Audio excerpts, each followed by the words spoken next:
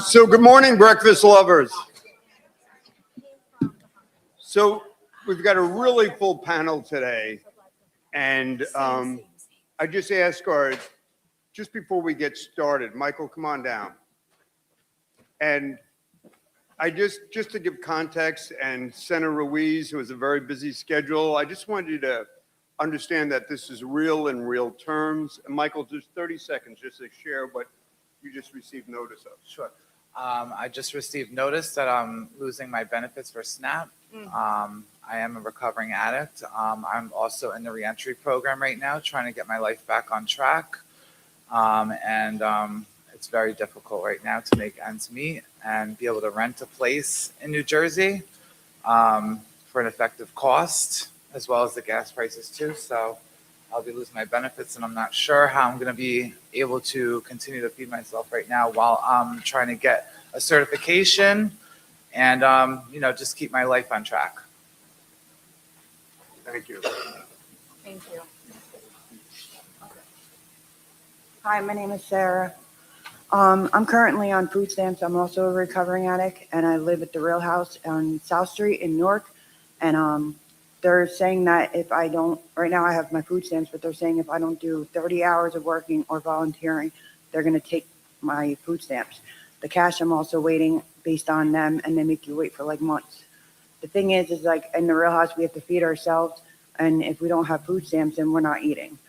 And it's a problem because they take our food stamps even to go shopping, and we have to have it in order to be in the house. It's like a rental thing. And with this whole welfare thing and reentry, right now they're helping me do the volunteering. I do volunteering with the donations, and that's the only way I'm going to be able to keep my food stamps or my cash at all. And Medicaid is based off volunteering too, which is the thing called SAI, and that's what keeps me in my Real House, or I'll be homeless.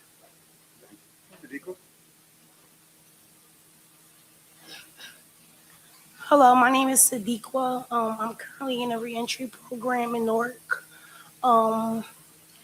So basically, I'm currently pregnant. They're giving me a hard time to get my benefits. They're giving me the runaround.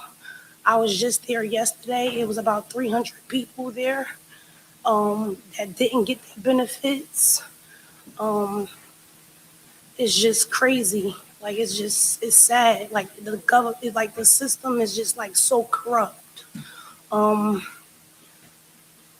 don't know at this point. I really don't. We'll be here. Thank you. Later. So thank you. You guys can sit down. And so I just, as is a way in terms of New Jersey reentry, we always just, if I could have just a pause for a moment of silence for all those that are sick and suffering, whether addiction, coming home from prison, or combat veterans who are suffering, all those who are going to go through the strife and literally the trauma of losing their food and eventually perhaps losing their health insurance. So if we could just think about this space and where we are today in this sacred space, and just think of all those who will be impacted. Amen. Well, the first thing, my name is Jim McGreevy, and my biggest credential is I'm a friend of Carol Johnson.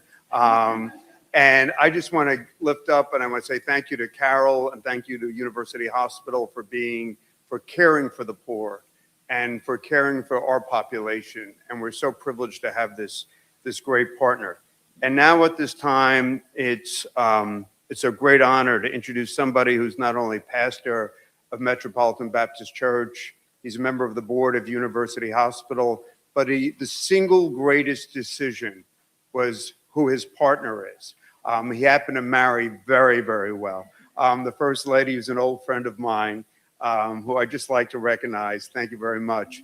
And now to lead us in opening prayer and to focus our vision and our thoughts, I'd like to call upon Reverend Dr. David Jefferson, who in his wisdom became a pastor, in his non-clerical gave pursued so many other degrees on the secular side. Dr. Jefferson.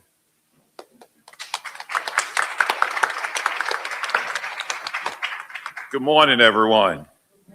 Listen, the first thing that I need to do and acknowledge is that on tomorrow, I would have been married to someone who has put up with me for 53 years. And so I want Reverend Jay to stand. Come on, babe. I need her to stand because this lady has been my soulmate. She's held it down. 4 children and now 9 grandchildren. And so we are very grateful for her. The other thing that I want to do too is, listen, in life, very few people are fulfilled by embracing their calling. For Jim McGreevy, this is not just something to do or a job. This is his genuine, authentic calling. And I want to stand here today and really thank you for your courage to lean into something that I have seen you do over a number of years. And I think it must be the most fulfilling thing in life for a person to really do that. Can we give it up for Jim in terms of, come on, can we really give it? You know, in our church, we call that an appetizer. You know, it's like, you know, you have a little something before the main meal. But what this guy does, the way he has dedicated himself to this work, I just think he deserved more than that. So let's give it up for Jim. And I also want to thank Carol so much for allowing us to be in the facility today. And at the end of the day, y'all, let me tell you, she's a change agent. And so I want to acknowledge her. Come on, let's give it up for her and University Hospital. Come on, and University Hospital, and for all of the persons that are here today. Before I pray, I just want to quote Dr. King in a speech that he made to the Health Forum in Chicago. He said, of all the forms of inequality, injustice in health is the most shocking and the most inhuman because it often results in physical death. I honestly believe that we're in a pivotal moment in our country, a defining moment in our country, and I encourage all of you to lean in, stand in the gap, and let's do what is required for our people. Shall we pray? Heads bowed and eyes closed. God our Father, God of Abraham, Isaac, and Jacob, how grateful we are for this day. God, we pray that you would honor us now with your power, that you would honor us with your presence. We thank you so much that we have life, health, and strength, but we also reminded of so many people who do not have the same. We pray that you would breathe even now new life, that you would breathe more invigoration, enthusiasm, and excitement into the calling that you have placed on Jim's heart, that we would work collectively as a community in order to address some of the dark days that are before us with respect to healthcare. God, I just want to loose a fresh anointing upon the folks that have come forward a few minutes ago. There are so many like them who never will stand before a group like this, but they are suffering in pain.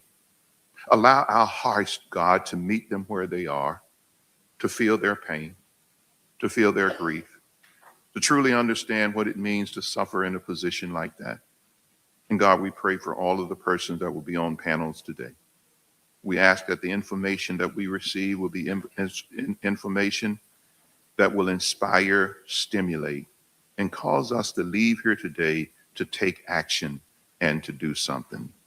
And so we just thank you so much that when we've done all that we can honestly say that we left everything we had on the field and that we poured our spirit. In your name do we pray. Amen.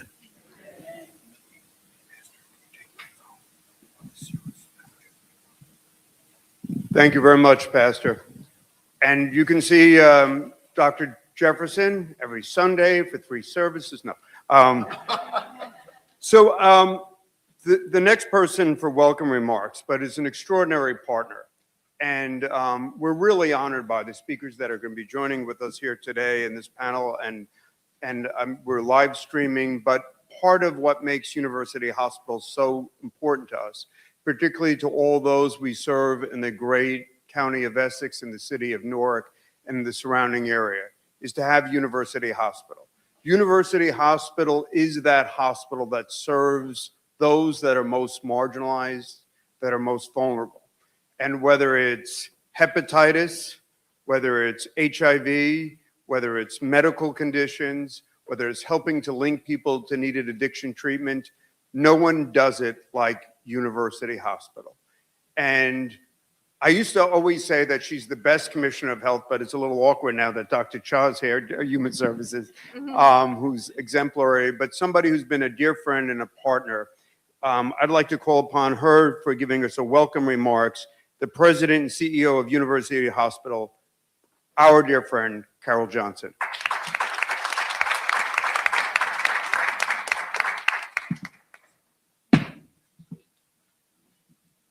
Good morning, everyone.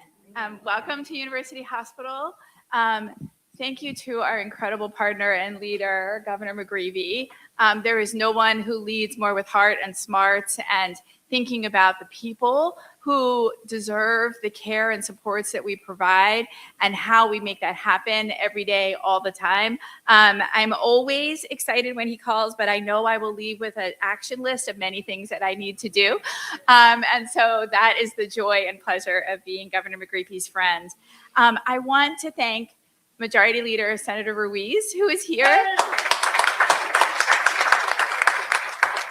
No one fights harder for Newark, and no one cares about the work that we do more than Senator Ruiz, and no one is so committed, but this is just a testament to it. She's sitting on the floor over here.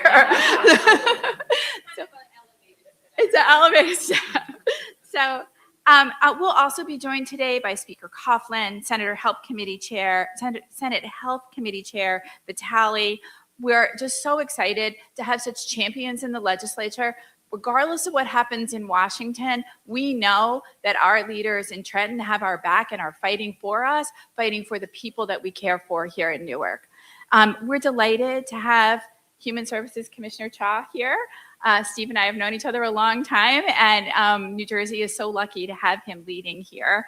Later today, we'll also be joined by Deputy Commissioner Milkey and by New Jersey Medicaid Director Greg Woods, which again is just a testament to the Sherrill administration's commitment to helping fight this terrible challenge that's in front of us with HR 1.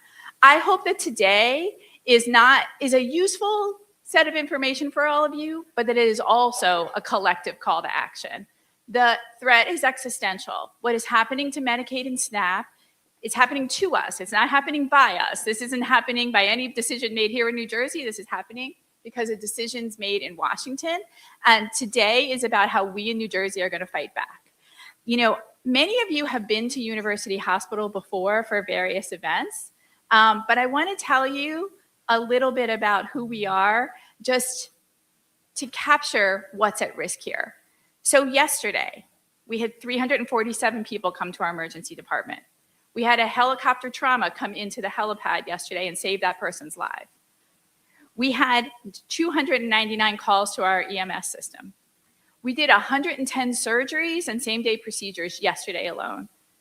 We cared for 390 inpatients, and we did more than 1,000, probably closer to 1,200 when we get the full count together, clinical visits in our physician offices.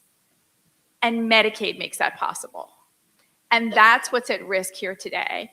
And that's why we're so grateful that you all answered the call and are here to help be part of our New Jersey strategy to fight back against what is an existential threat to us. And no one feels that pain more than the reentry community. When bad policy happens, the reentry community feels it first, because they're the folks who are fighting so hard to get on their feet. And with the help of Governor McGreevey and the whole New Jersey Reentry Corporation and the commitment New Jersey has made through the legislature, they work very, very hard to get that shot. And this policy action is a challenge to everything they've succeeded. And so we're not going to let it derail them. We're going to fight to make it possible that people can continue to do what they need to do in a very, very challenging environment. The state can't solve this problem on its own. We can't solve the problem on our own. We all have to be together in this fight. And so I'm happy that today you're going to hear from a number of University Hospital experts, including Dr. Janellen Bailey, who is one of our trauma directors, Dr. Lois Green, who leads our population health work, Dr. Petros Lavonis, who is the head of our psychiatry service line, These are the leaders who are on the ground with you, helping to lead this fight. And the care and services they provide is at risk. And that's why we're so grateful that you're here with us in this fight. And today is going to be a call to action for all of us across New Jersey to help protect the most vulnerable. Thank you for being here. Thank you to Governor McGreevey for his leadership.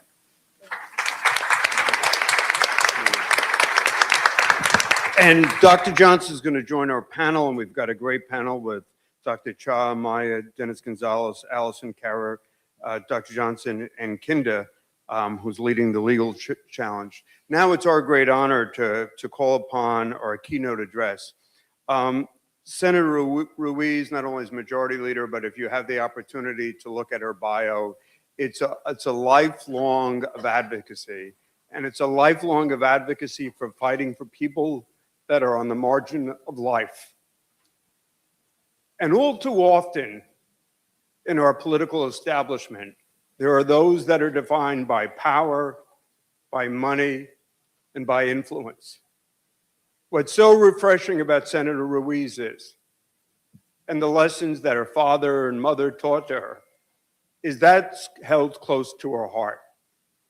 And so someone who understands the complexity of the Medicaid process, of the SNAP process, someone who understands the fragility of our population, particularly in navigating, and we heard earlier from individuals that have lost their SNAP. 300 individuals literally Tuesday at the Newark office who have lost their SNAP.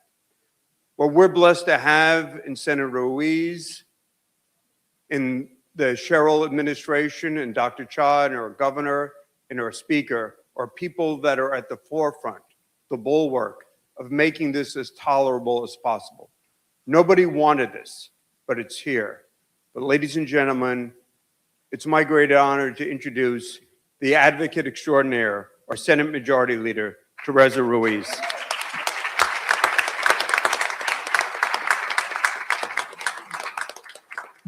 I'm not gonna lie, I thought I was gonna end up in the emergency room after getting up from the, my brain thinks I'm much, that was a joke, y'all.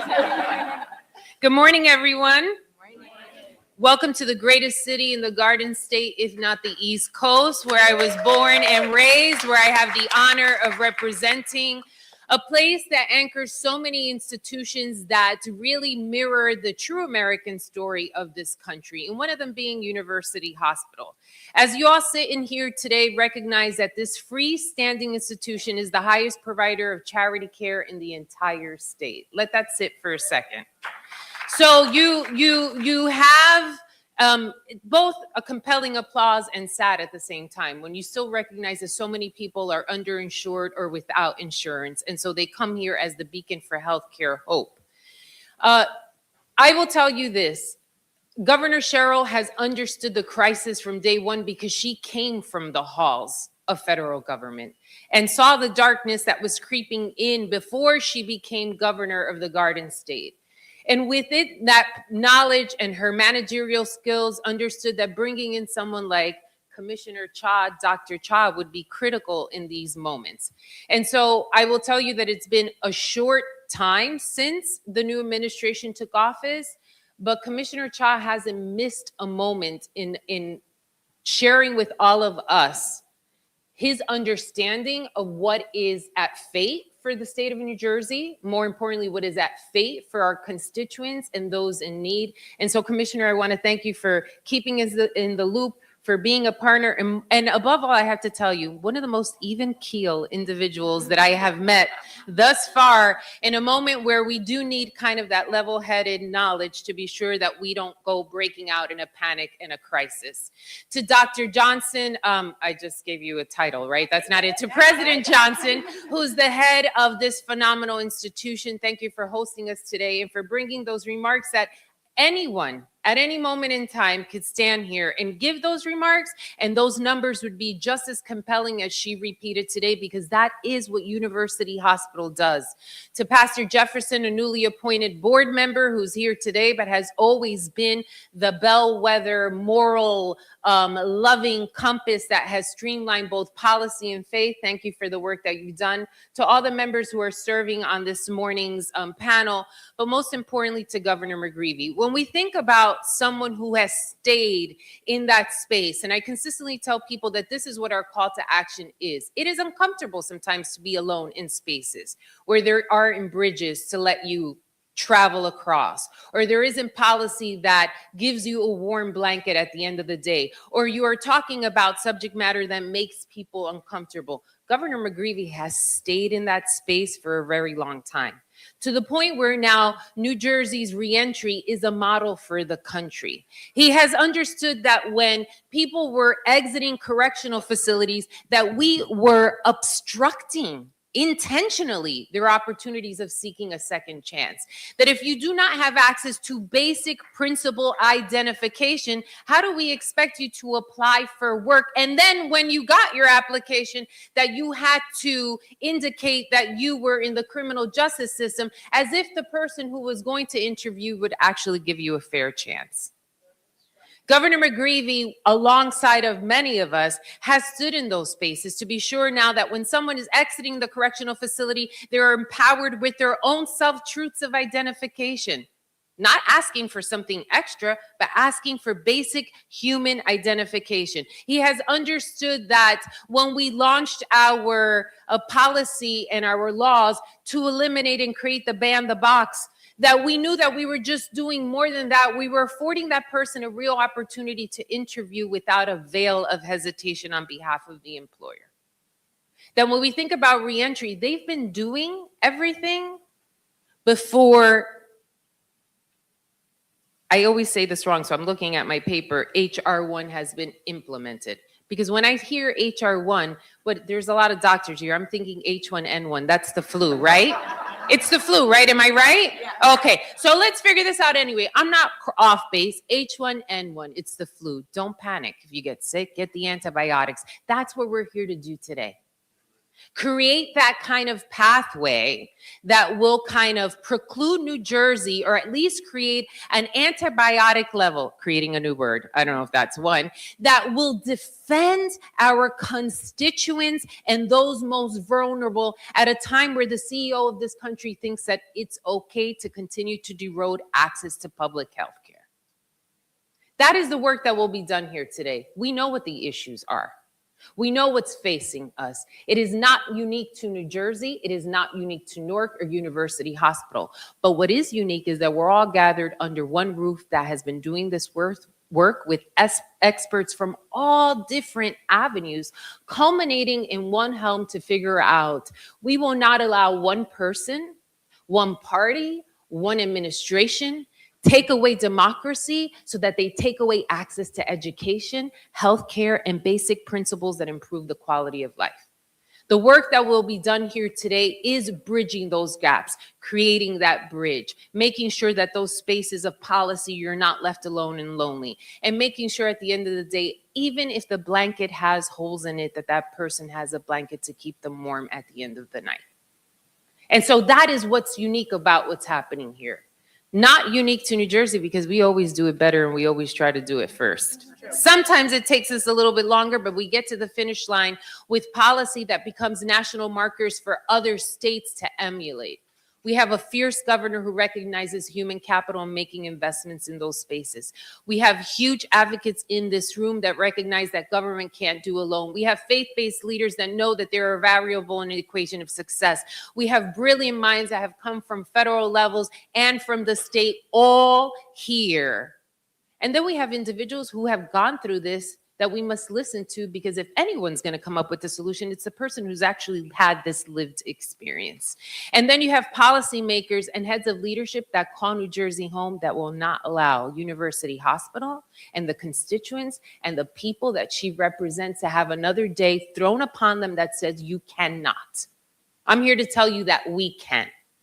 And it's not without ease, and it's not without work, and it won't come without fatigue, but it will come with hope, with compassion, with opportunity, and at least with some sense of faith. So I leave you with that. We don't have all of the answers, but we've been at this rodeo one too many times. And remember that an administration is only 4 years. So we continue to do the good work. We protect, we dip into rob Peter to pay Paul, but we stay focused on how New Jersey can protect its most vulnerable. Make the investment in that human being. As I've always said, make the investment in the woman, make the investment in her care, make the investment in her womb, make the investment in her household. She is better. The child is better. The family is better. The community is better. The city is better. The county is better. The state is phenomenal, and the country excels. We move away from that because it's intentional. We move away from it because it's systemic racism. We move away from it because while people are making millions and millions and millions of dollars off of incarcerating individuals just because they were carried over borders and no other place but New Jersey to be their home and continue to profit all of that, we know what the truth and policy needs in this space. And so I hope that today you walk away with understanding that there are people who care, that it's not us, but it's intended for us, that we will push back in ways as best as we can, that we will create creative models of synchronism to be sure that there are opportunities and gaps, but it will require all of us, through being honest, to have truthful conversations that create uncomfortable moments. It will require us to look at line items, and of course, there will be some pain. So let's not pretend that it isn't going to happen, because it's happening right before our eyes. But if we stay steadfast in that space, committed to improving the quality of life, no matter what the pitfalls or the obstacles are, I will guarantee you that we will make someone's day better the next and the following and the following. So with that, thank you for the work that you are committed to here. I see it firsthand every single day as one of the chiefs of staff to Essex County. Our SNAP and benefits offices are inundated. Families don't know what to do if they have to meet certain work requirements and don't have access to a sitter. And it's this vicious cycle of intentionality. And so how are we going to break and create those walls in between to secure food on the table for our children and the most vulnerable in the state? Thank you for the work that you do. Congratulations, Governor McGreevy. I know that President Johnson said this nicely, and I think it's because you haven't been here a year yet, right? So I'm going to repeat what President Johnson said about our governor. Yes, he'll leave her with a list of things to do, but he is so tenacious that at the end of the day, you're like, whatever you want, because we don't want to hear from you anymore. It works. It works. It works. Every single budget that has been attempted to cross off a number, not recognizing the person behind that dollar value, this man has been down there sharing the stories. We stand with you. We know how critically important it is to be sure that even in a time of economic crisis, that we are not short-sighted and created a budget pitfall that has more impact on finances than anything else. So thank you. Good luck today. Make sure you work, live, and play in the city. If you don't spend your money, go downtown. If you're looking for a house, I'll show it for you. District 29 is the place to be. Commissioner Cha, I know you're probably living close to Trent, but we do have a rail line that gets you right there and back immediately. We have several hospitals and systems here. I think it's the ideal spot for you to consider. Congratulations, everyone, and thank you. Thank you to everyone here. Pastor, thank you for always being in the fold. Look out for University Hospital, because I will tell you this, by the time we build, and I'm claiming it, our new facility, restore promise to all board members, and we've incorporated some new good people, but when we regenerate energy there, when we bring Newark into this building, Newark will bleed out of this building in an excellent way that people will know what the promise that was made to us will actually be fulfilled. Thank you and congratulations.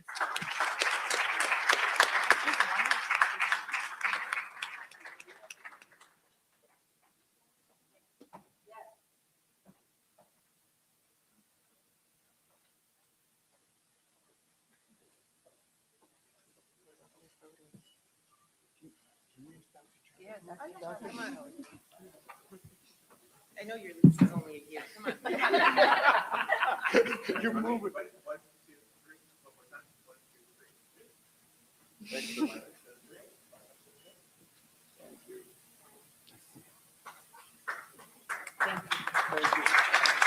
Can we have a round of applause for our champion? Thank you very much. And the Senate Majority Leader is in the weeds, not only in the implementation of our efforts, But I just would like to ask Sadiqa and Jenny Pena just to stand up and you clap for Senator Ruiz. Come on, and all the folks that are impacted. We have 4 people here that lost their SNAP benefits. Could you guys please stand up? Just, there you go. Thank you. And Sadiqa just shared with us that literally 300 people, that's right, 300 folks were there at the office the other day. And now, I think Senate Majority Leader said it best. What defines Dr. Cha is not his Brown University degree, is not his MPH background, but it's also his ability to understand, most importantly, the ability to implement systems that will reduce the exposure of the state of New Jersey. Literally, we could be looking upwards of 300,000 individuals losing Medicaid, upwards of 47,000 losing SNAP. But what Dr. Cha is doing, what Carol Johnson is doing, is developing implementation systems which are rational, which are accountable, but move us towards greater implementation to provide for community engagement and verification to protect those with benefits. And so Dr. Cha has inherited the legacy, bluntly, of New Jersey, not always investing in systems, particularly systems that work across, whether it's Department of Labor, Department of Human Services, let alone Department of Corrections or the courts. But while he provides for the technological upgrades, understanding the importance of working with community partners such as University Hospital, NJRC, and indeed the business community as well. And so it's a great honor to introduce someone, as the Senate Majority Leader said, is measured, is thoughtful, but is committed to excellence and exacting implementation. I'd like to introduce Dr. Stephen Cha.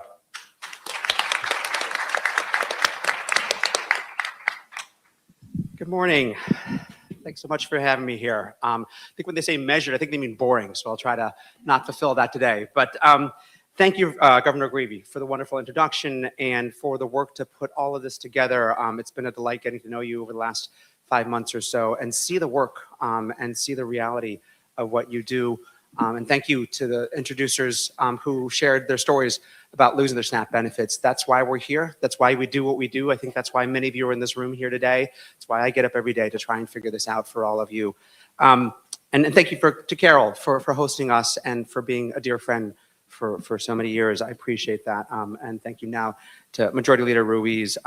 We're deeply grateful to the rest of everyone in this room, partners who share our commitment to thinking about how we can serve New Jerseyans. As I said, I'm 5 months into it, halfway through the year in my first year here as Human Service Commissioner. Since taking on this role, this has been my top priority. How do we think about HR 1? How do we think about what the changes will mean for New Jersey residents who rely on these critical supports and services? And I wish I were the bearer of better news. So I'm going to go a little bit more into detail about what we're going to face as a result of this bill we call HR 1, the federal law that was signed last year by President Trump, and it's going to impose real consequences on families across our state.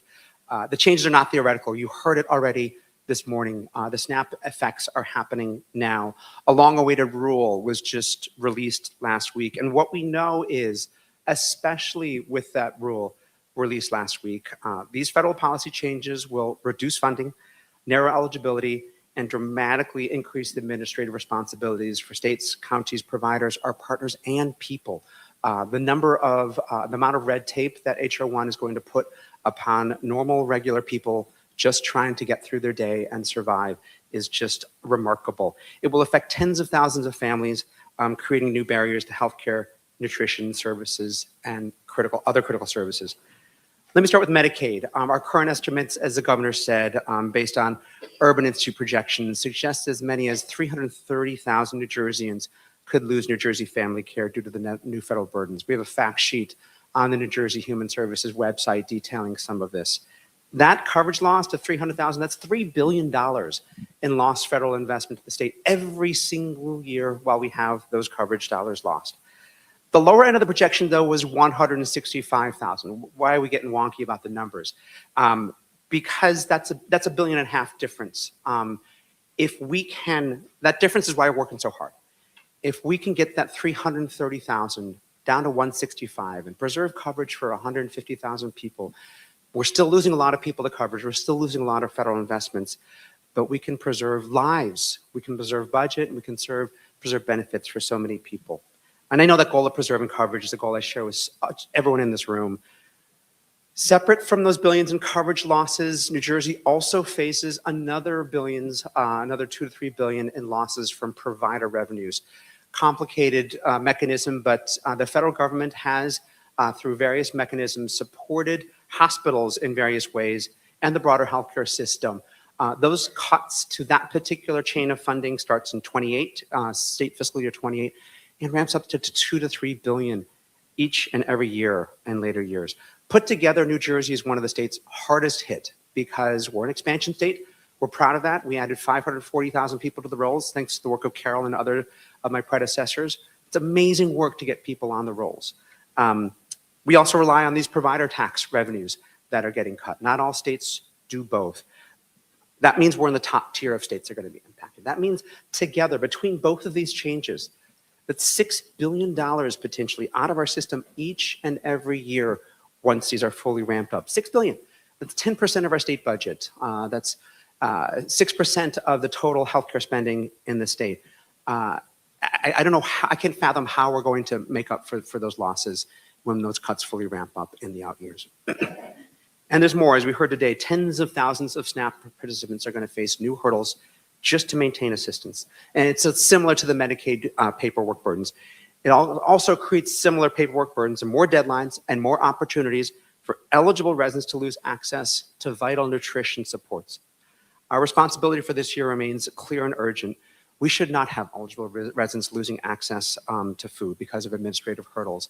And I hope we can work with the 4 people we heard from today. But we do expect, again, projections would indicate 47,000 fewer people every month receiving nutrition benefits in the state because of these new barriers. Again, we're hopeful to help people navigate the system. Hopeful we can help people get through those hurdles. But as you heard, we're already seeing fewer people served every month. We're already seeing tens of thousands of people fewer from our roles. We're hoping that we can figure out how to help people navigate these challenges, but we're already anticipating some of those challenges on the nutrition sides. Now, on the nutrition side, this policy was already in place. So our systems were ready. It's just we've subjected so many more people, the HR1 subjects, so many more people to the challenges. That's why we're losing 47,000 people to coverage. On the Medicaid side, these are brand new challenges. These are brand new technological challenges. And I think I go through the 3 lists every time, which is technology, partners, and communication. How do we think about each of those buckets? Our first priority is the technology. We need to make sure our systems are up and running on January 1st. We have legacy IT systems. We're talking 80s. We're talking code that nobody knows how to write anymore.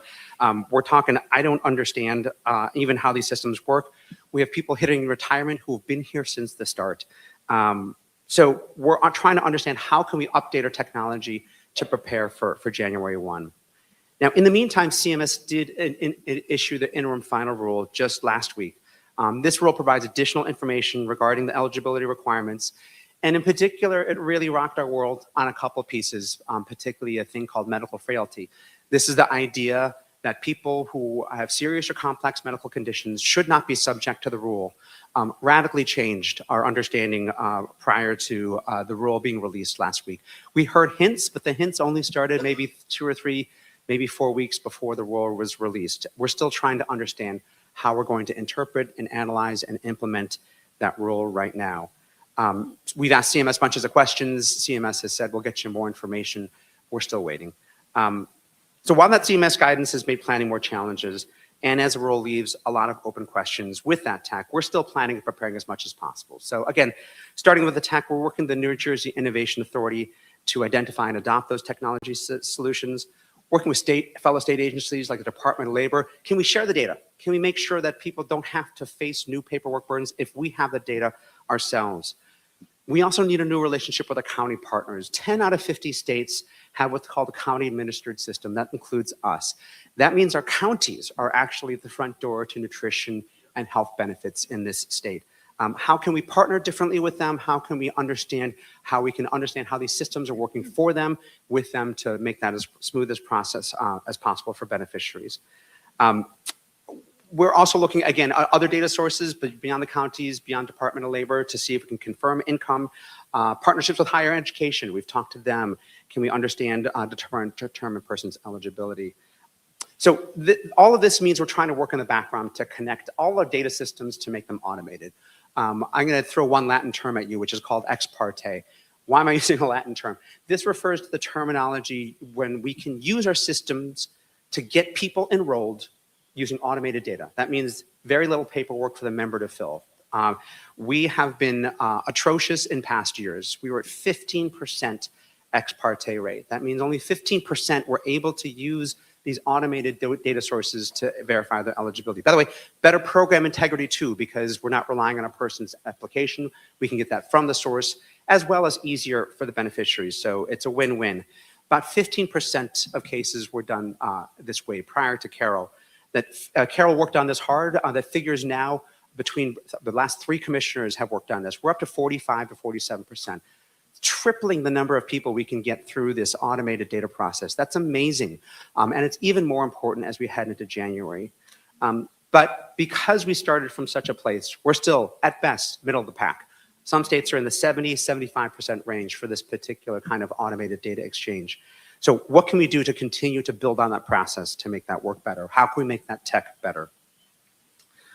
As I said, I want to talk about partnerships and communications as well, but let me touch on reentry because I know that's a topic for today.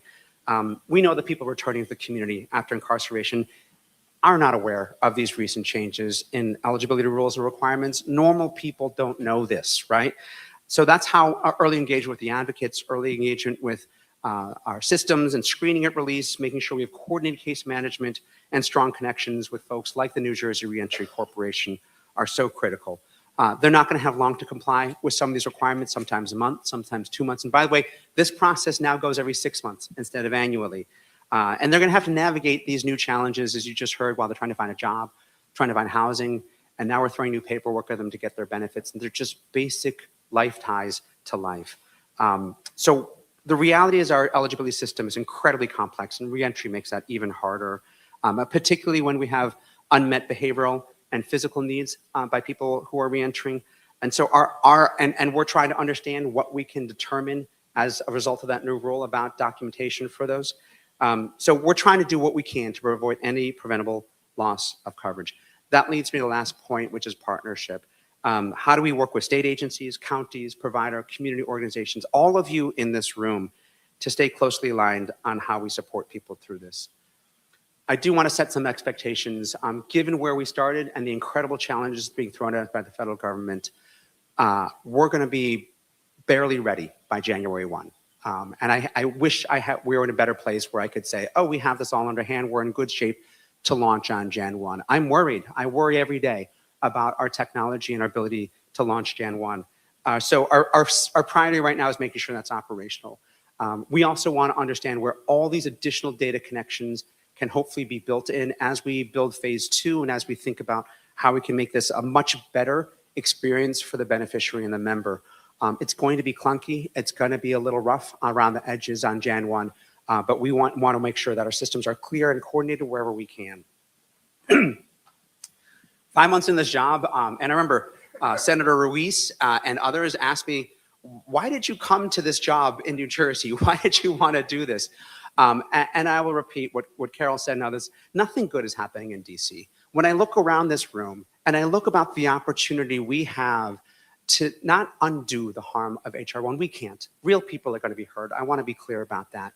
But when I think about the challenge that we can share together, the burden we can shoulder together, and how we can think about communicating and coordinating with partners so that we can lessen the burden and make these systems work better. When I think about consistent communication and coordination with individuals so they understand the challenges that we have to make it through. When I think about the conversations I've had for the last 5 months with advocates around this state, I understand that there's real opportunity. By working together, we can lessen those harms. We can eliminate them. This is a little bit, we are doing the best we can with a law that makes no sense to me. From top to bottom, makes no sense to me. But we can reduce unnecessary loss of coverage. And even in the face of these changes, and even in the face of the rule that just got launched last week, more curveballs and more curveballs are to come. New Jersey will continue to stand up for its residents, and we need you to stand with us. We need to understand how we can support those who need the support the most. So I look forward to continue to work with those of you here in this room and others to continue to meet this moment. We cannot do it alone. So thank you.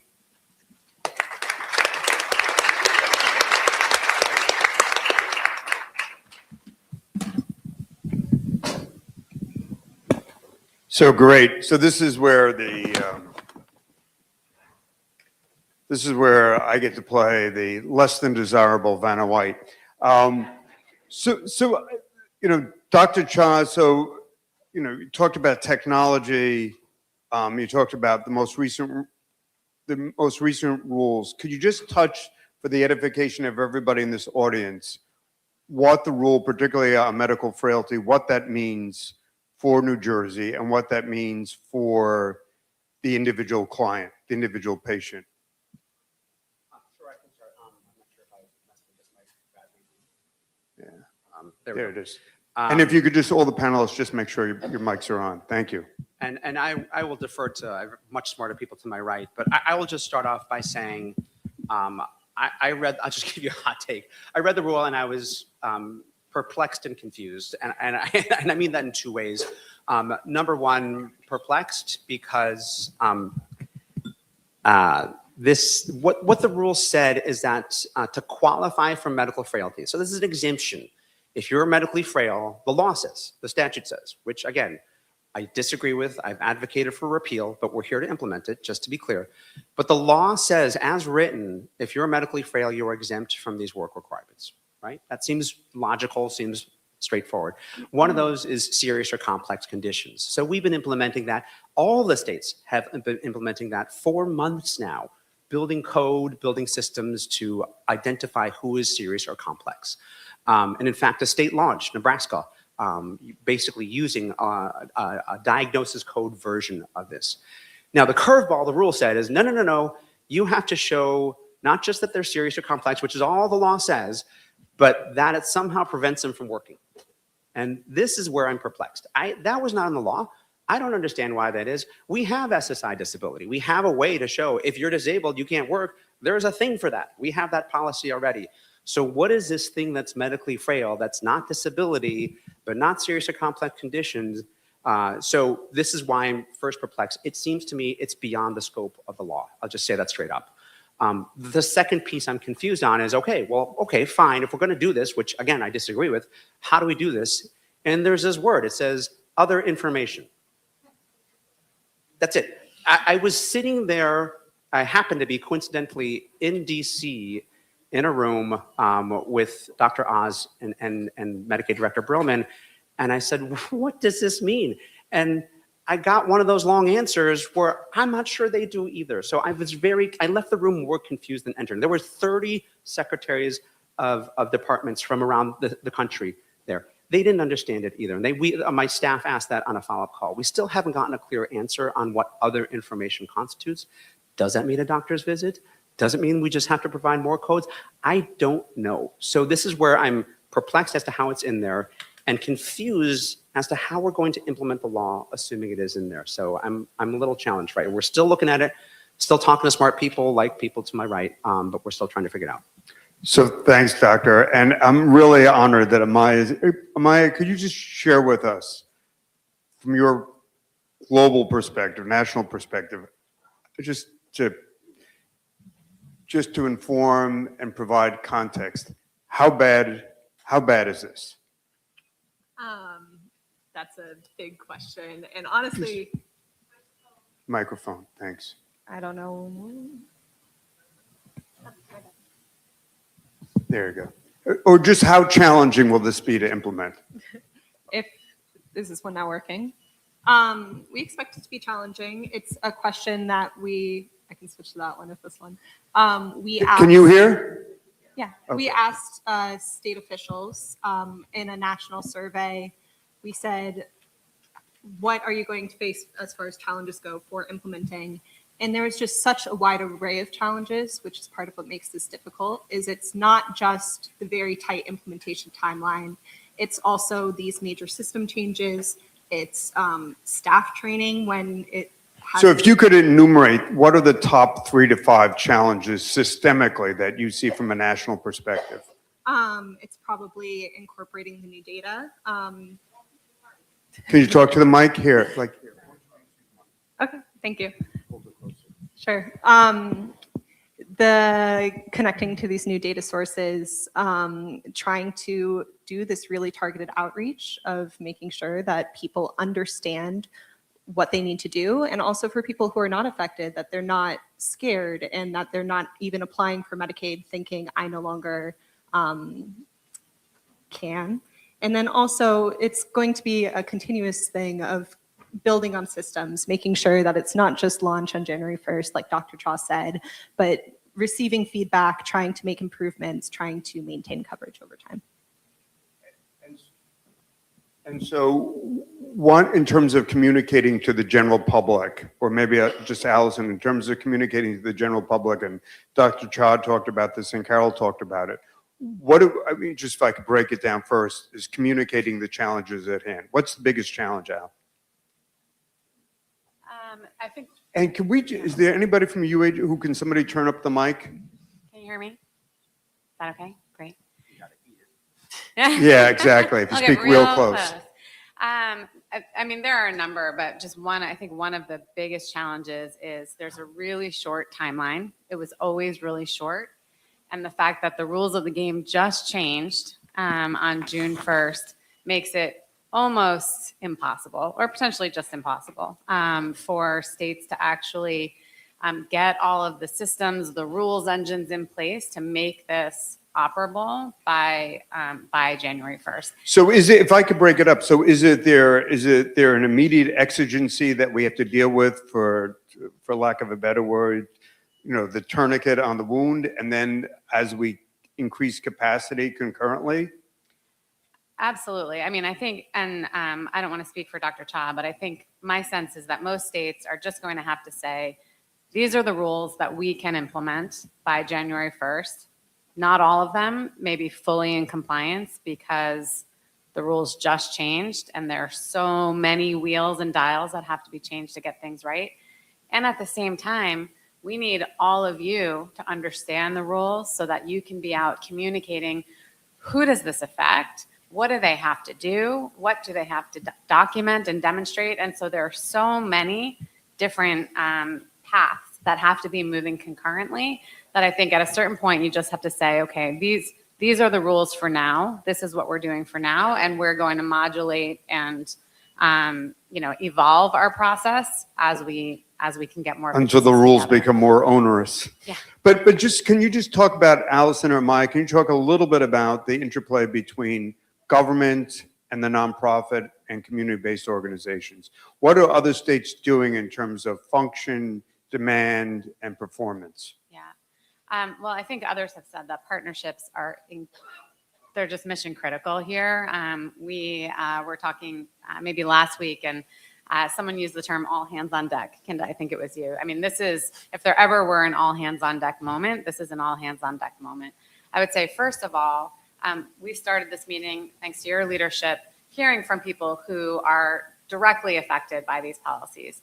Those voices need to be at the table from the beginning because we need to design applications, design user interfaces that make sense and that help people understand and present the information that's required. And there's no sense in doing that without the people who are going to be filling out those applications in the room. So that's, I think, first and foremost, this isn't a figure it out, design the system, and then bring everybody in. This is bring everybody in from the start as best you can so that we're designing something that is as simple and understandable as possible. And then you need trusted messengers. You need an army, whether that's healthcare entities, whether it's folks within the health systems, the managed care organizations, community-based organizations who understand the rules. And that's a big part because there are a lot of experts here and we're doing our best to understand the rules, right? So creating clear messages that people can understand and translate and get the word out so people know if, number one, they're affected by this. I think that's a huge part of this. This doesn't affect everybody on Medicaid. This affects to one eligibility group. And so first, But a making sure- significant number in New Jersey. a significant number for sure, but we shouldn't trouble people who aren't affected by it, right? So are you affected? What do you have to do? How do you get what you need?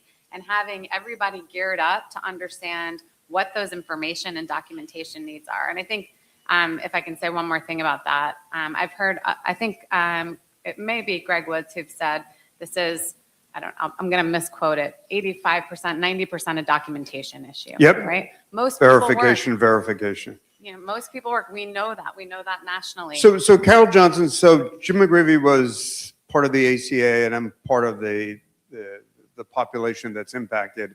I get knocked off of Medicaid. I come into University Hospital, you know, sort of reflecting upon the statistics you shared. Now I'm uncompensated. What happens? Yeah. So we're going to still see you until we can't. We're going to still see you as long as we're a viable entity. But Medicaid is our major payer. So for us to be a viable entity, the system needs to work. And just a friendly amendment to Allison's point, for round one, yes, this is a targeted group of Medicaid population. But for round two, there are going to be huge, gigantic cuts that are going to come to the state, and the state's just going to take that off the top of the money that comes to, and we're going to have to figure out who to see and how to see them. So I think that like we have to play the ground game for round one and then the ground game for round two. And I think we just need to just, if I can, Governor, Sure, no. just step back a second and say, this is bad policy. And so we're having like a rational conversation about how we implement something the way we do with good policy people. But we have to start from the fact this is really bad policy. And good implementation and doing the best by people is all well and good. We need compliance. What we need is like, what's the lowest possible threshold we can do to make sure everyone can keep their coverage? Because this is bad policy and we just have to work within the framework of what's being done. So I just want to emphasize your point, Carol, to Dr. Cha, and this is budget season, but the reality is, as Dr. Cha shared, the financial ramifications for the state of New Jersey's bottom line. But then that's even further exacerbated potentially because when X number of individuals, Y percentage of the population shows up to University Hospital or any hospital system without any health insurance, I mean, you have to run a hospital. So then you go back to whether DHS or Department of Health, and you're asking for more dollars for the bottom line. So the ramifications financially, it just doesn't stop, let alone the diminution of quality health care. That's right, and that's us. God forbid we should actually think about that. Right, but, you know, and that is where people who have private health insurance should worry about this too. Because this is going, you can't take $1 trillion out of the healthcare system and expect it's just going to affect the Medicaid population. This is going to affect everyone, whether you come to University Hospital or not for services. Your healthcare provider is going to see less revenue, or their system's going to see less revenue. The way that they are sustained is in danger as well. So, Kara, what are you seeing regionally? Yeah, so regionally, I would say New Jersey, like many other states, is facing these existential challenges about its Medicaid program, the individuals it covers. But I'll also say New Jersey as a leader, particularly around peer services, caseworkers, individuals working with the community. Your state is uniquely positioned to think about how you leverage all these incredible people on the ground to communicate with those most vulnerable. To your point, how do you mitigate? Because this is going to be bad.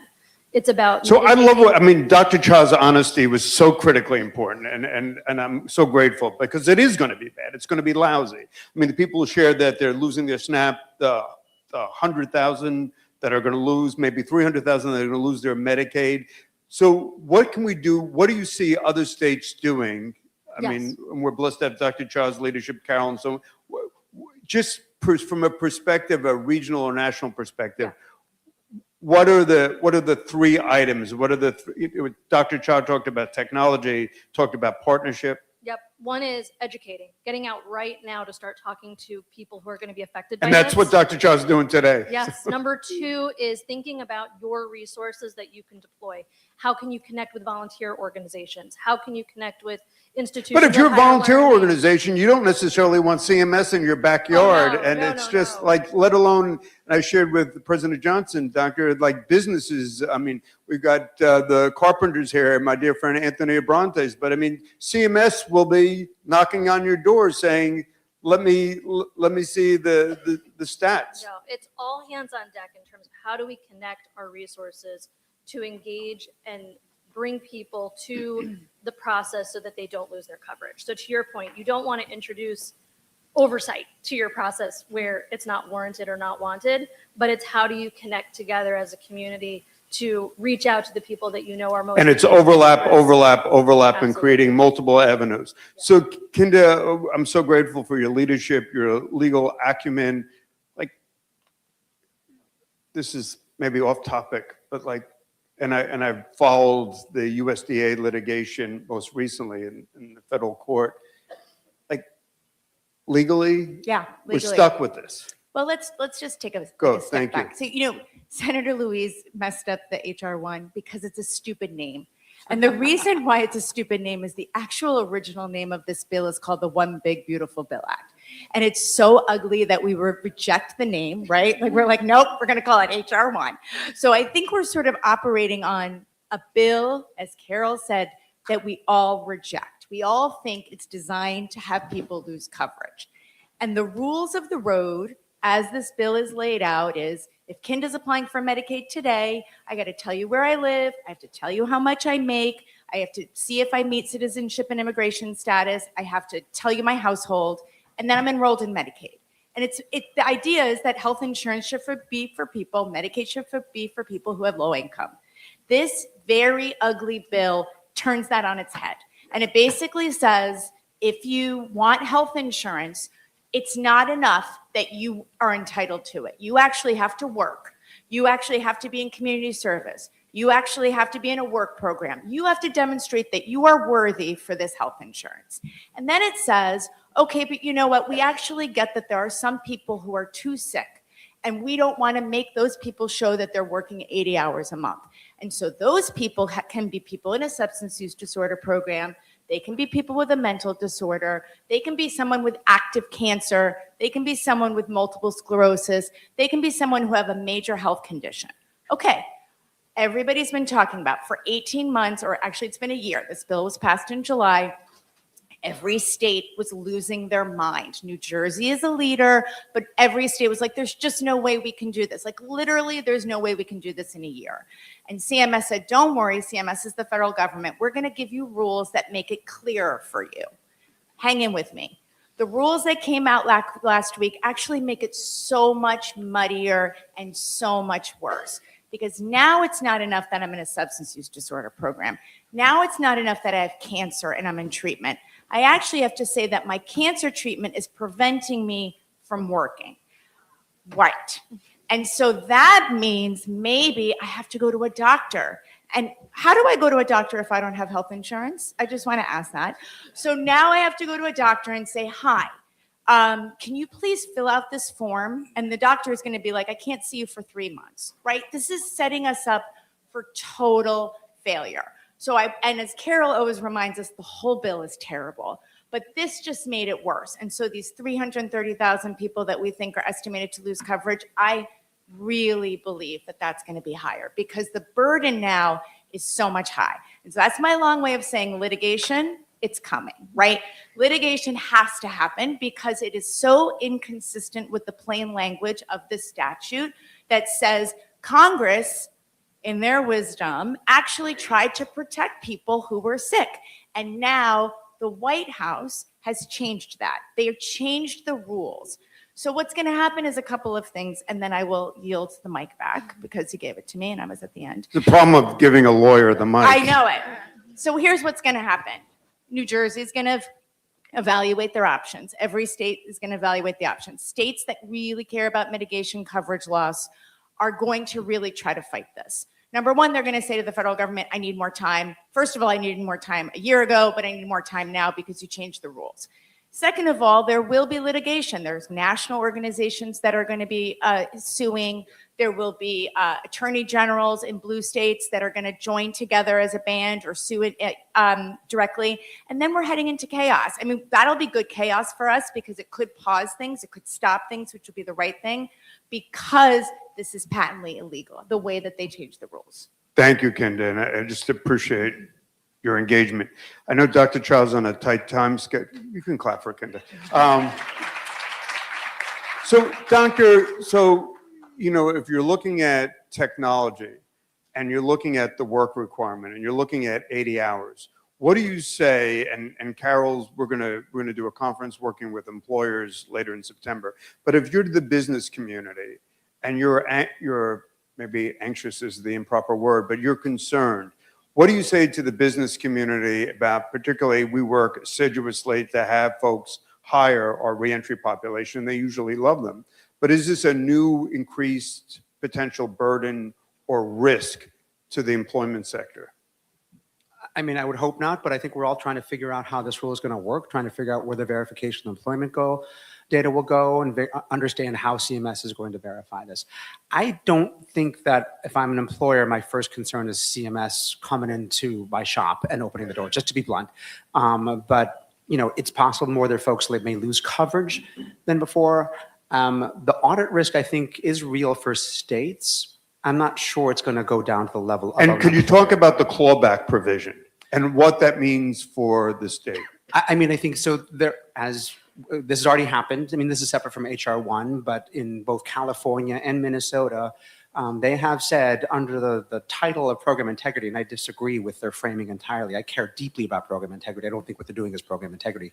But under that guise, they've clawed back, I think, $1.7 billion in California, and I think about similar amount, $2 billion in Minnesota, and they gave some back. So it is just saying, hey, instead of working with you on program integrity, we're just going to withhold funding for the entire Medicaid program. Imagine if we applied Medicare fraud to Florida and just said, we're going to stop funding Medicare in Florida because there are some fraudulent doctors, right? Like, this is what we're talking about right now, and that's where this is going, totally separate from HR 1, but a real problem as well. And then I want to ask Carol, so on the medical unwinding post-COVID, how does this differ procedurally or technologically or I think the key fact, I think it was raised a couple times before, in New Jersey, 70% of people are not subject to these new requirements, right? So 30% of our population, 540, are subject to just this. People who got coverage as a result of the ACA, so the expansion population, whatever term you want to use, those folks are subject to the new requirements. So unwinding goes, hey, everybody, do a thing, right? Now it's, hey, if you're in the 70%, you're fine, don't panic. If you're in the 30%, you have a lot of work to do, come work with us.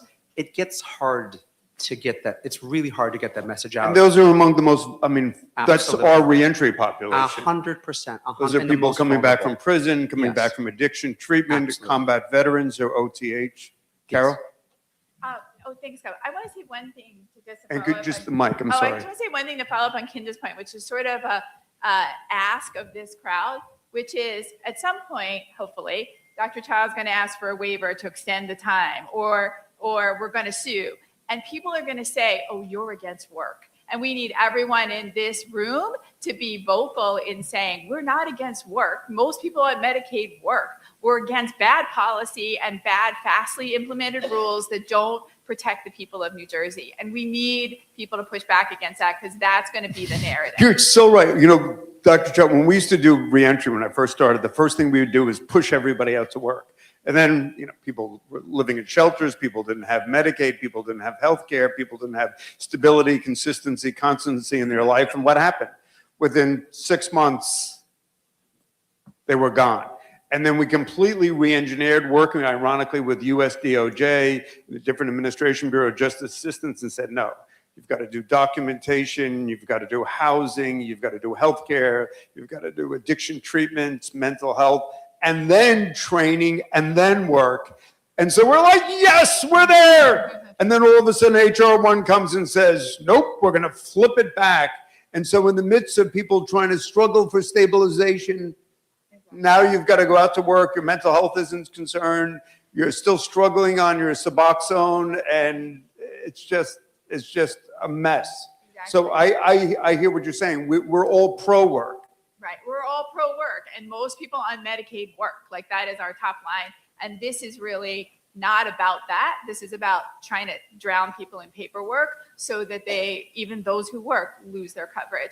On the unwinding, I'll just say unwinding, as challenging as it was a controlled event. Yep. I knew it was coming. Could you explain what you mean by that? So during COVID, people who were on Medicaid didn't have to go through annual redeterminations. And by federal law, we kept everyone on Medicaid, regardless of fluctuations in their income during COVID. At some point in time, that had to be recorrected, right? Because all the emergency rules around COVID were undone. So when that happened, there were people whose income eligibility changed, and so they were going to have to do a redetermination.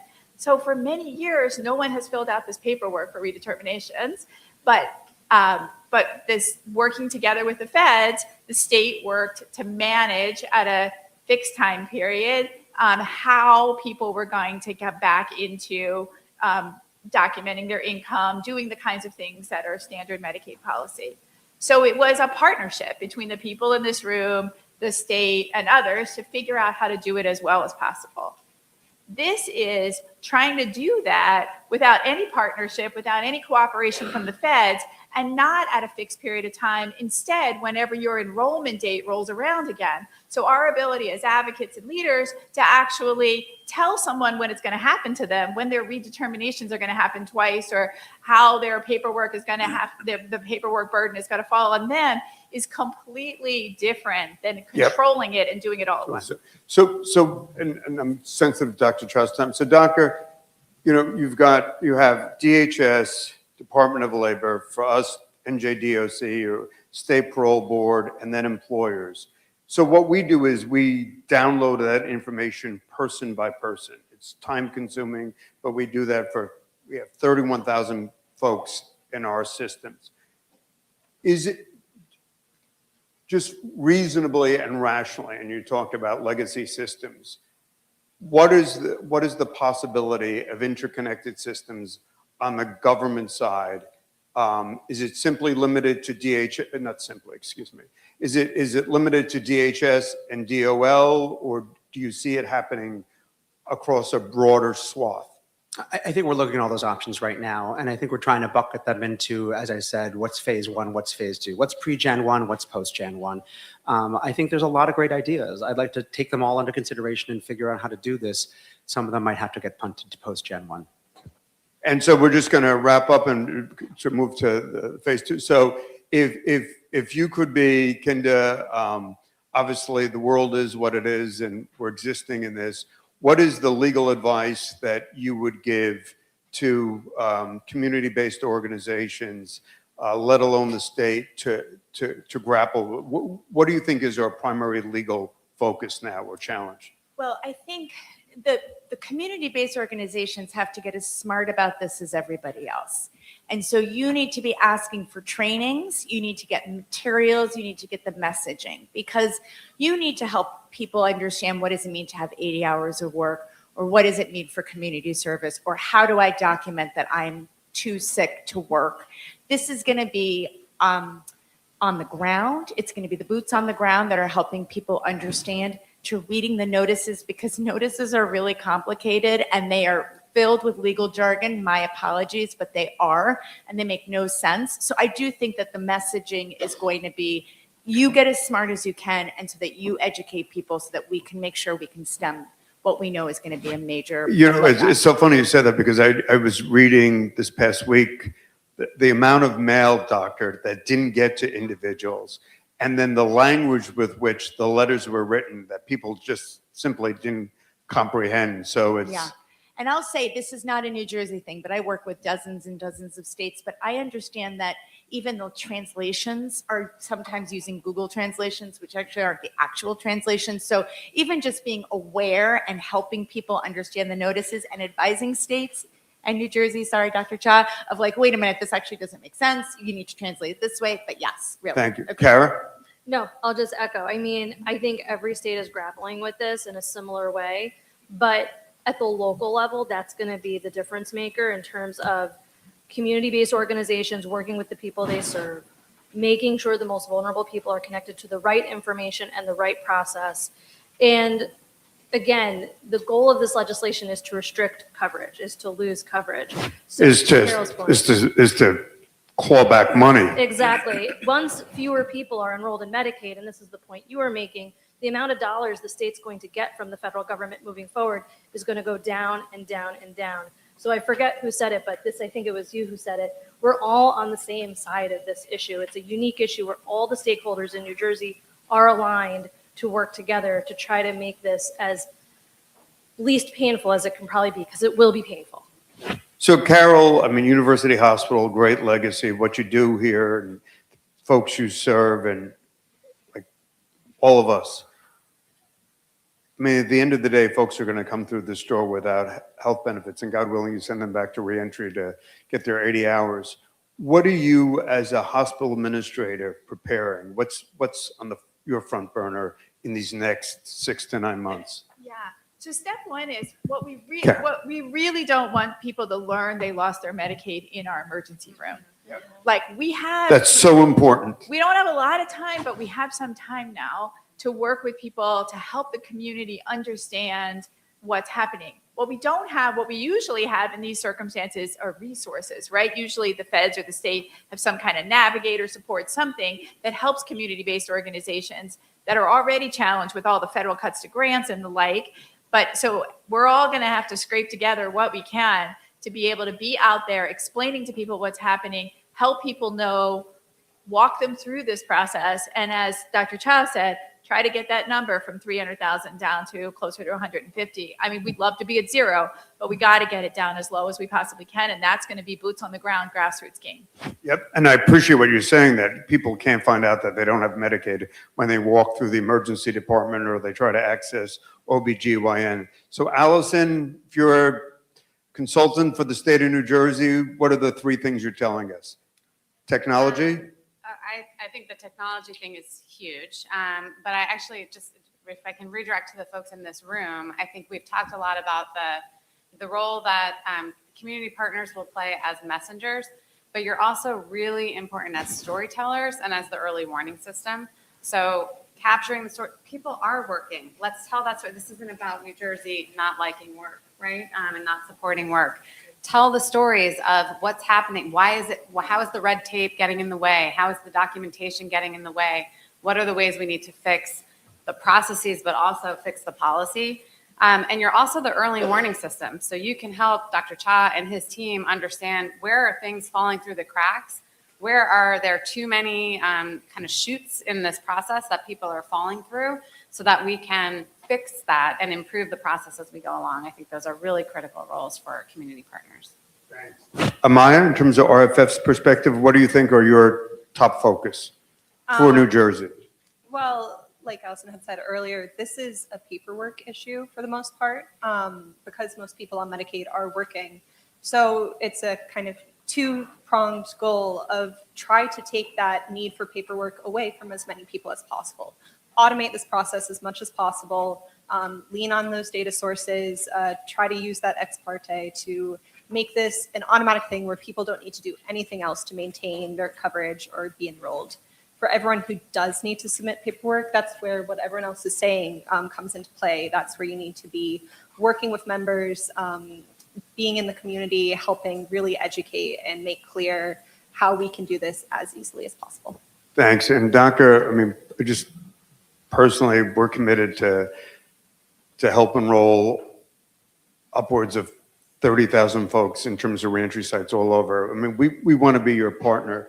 What is, and the enormity of this challenge, what are the best ways that we can help you? And then secondly, is there a system or is there a consultative process where we can be of assistance to you, your leadership, your message, your direction, you know, in August, in November, in January, in July of 27? I mean, how does this process look that we can be not executing what we individually may think are most appropriate or parochially, but how do we work to achieve the CHA vision? I think two things I'll say. Number one, stay engaged. So I think we didn't talk about it, but we have the Medical Assistance Advisory Council. All those are online. You can look at the notes. They're detailed, but it gets into weeds. But we're keeping that group updated regularly in terms of where we are. A Beneficiary Advisory Council. And we take some of those forums and ideas. Hey, how does this look? Get feedback, and we make adjustments on that. And I think we also are standing up a stakeholder advisory council as well to talk about this very topic, HR1. More to come. I think we haven't been full-throated, mostly because we're trying to figure out what to say. Until we knew what the role said, we didn't know what to say. We're still trying to figure it out. But we will be more vocal as the year goes on. But there are 3 places to stay engaged with us as you think through this. The thing I'll end on is a note of hope, which is that to say it's not just whether we can work together to adapt to the rule. I think there's a need, an opportunity, a necessity to talk about broader system transformation. And I've said that on multiple public occasions. I haven't said what that means. We're still working on that. But we can't face a $6 billion loss to the system and just say we're just going to keep on modifying the system and tweak around the edges. We need to have that hard conversation. I think it needs to start like now. So. Can we have, and Carol, could you stay on the panel for the next panel? Can we have a round of applause? Thank you. And panel 2, Abrantes and the rest of the crew, could you come on down? Thank you. And can we have a round of applause for Dr. Cha and the Cheryl administration? And those guys up there. There's Greg. And where's Greg? Greg, panel 3, Greg Woods. Thank you. Hey, did you see Dr. Cha? Yeah. Hey, how you doing? Nice to see you again. I know. It's great.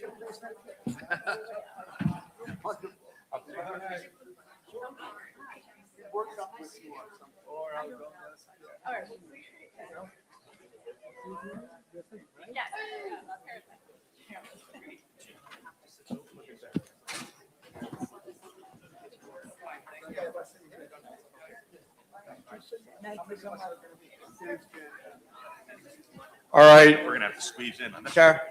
I'll shoot down. So this panel.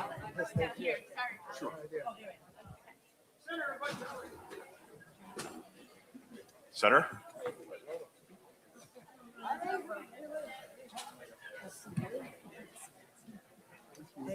All right, so Senator Joe Vitale. Where's Senator Vitale? He's up here someplace. Senator, you're next to Valerie, Senator. So, the whole focus of this panel, the center right there. Where's good luck. You want to walk around. All right, so we'll start.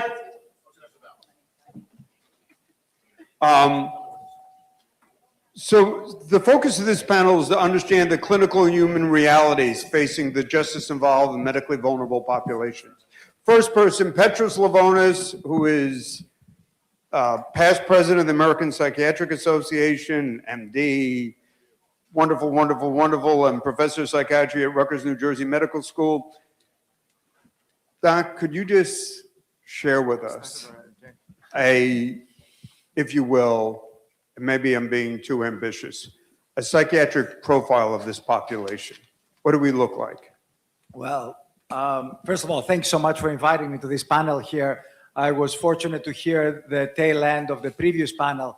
And what I keep thinking is that this population of people require time. When we think about the treatments that we offer in psychiatry, in addiction, they work. They're safe and effective, and they've turned people's lives around, and they're wonderful. But they take preparation, they take time, they take consistency, they take trainings, they take lots and lots and lots of resources for them to work. And when I compare that to what we're facing right now, there's a stark difference. So if you look at the population that are coming out of prison or combat veterans or addiction, what's in their mind's eye? And So- what are their vulnerabilities? So we do have PTSD, post-traumatic stress disorder, we have depression, we have anxiety, we have substance use disorders, not only opioids, but alcohol being a huge one, tobacco, the stimulants that are coming up more and more so. So we have a whole kind of slew of psychiatric disorders that we're dealing with. There are some that are a little more unique to this population. For example, I would single out the traumatic disorders, both PTSD and other complex traumatic psychiatric conditions. But yes, we do see the whole array of psychiatric disorders. So Carol, as CEO of University Hospital, when people come through the door, the emergency department, what do you see? What does that person look like? If you could generalize, which is an awful thing to do.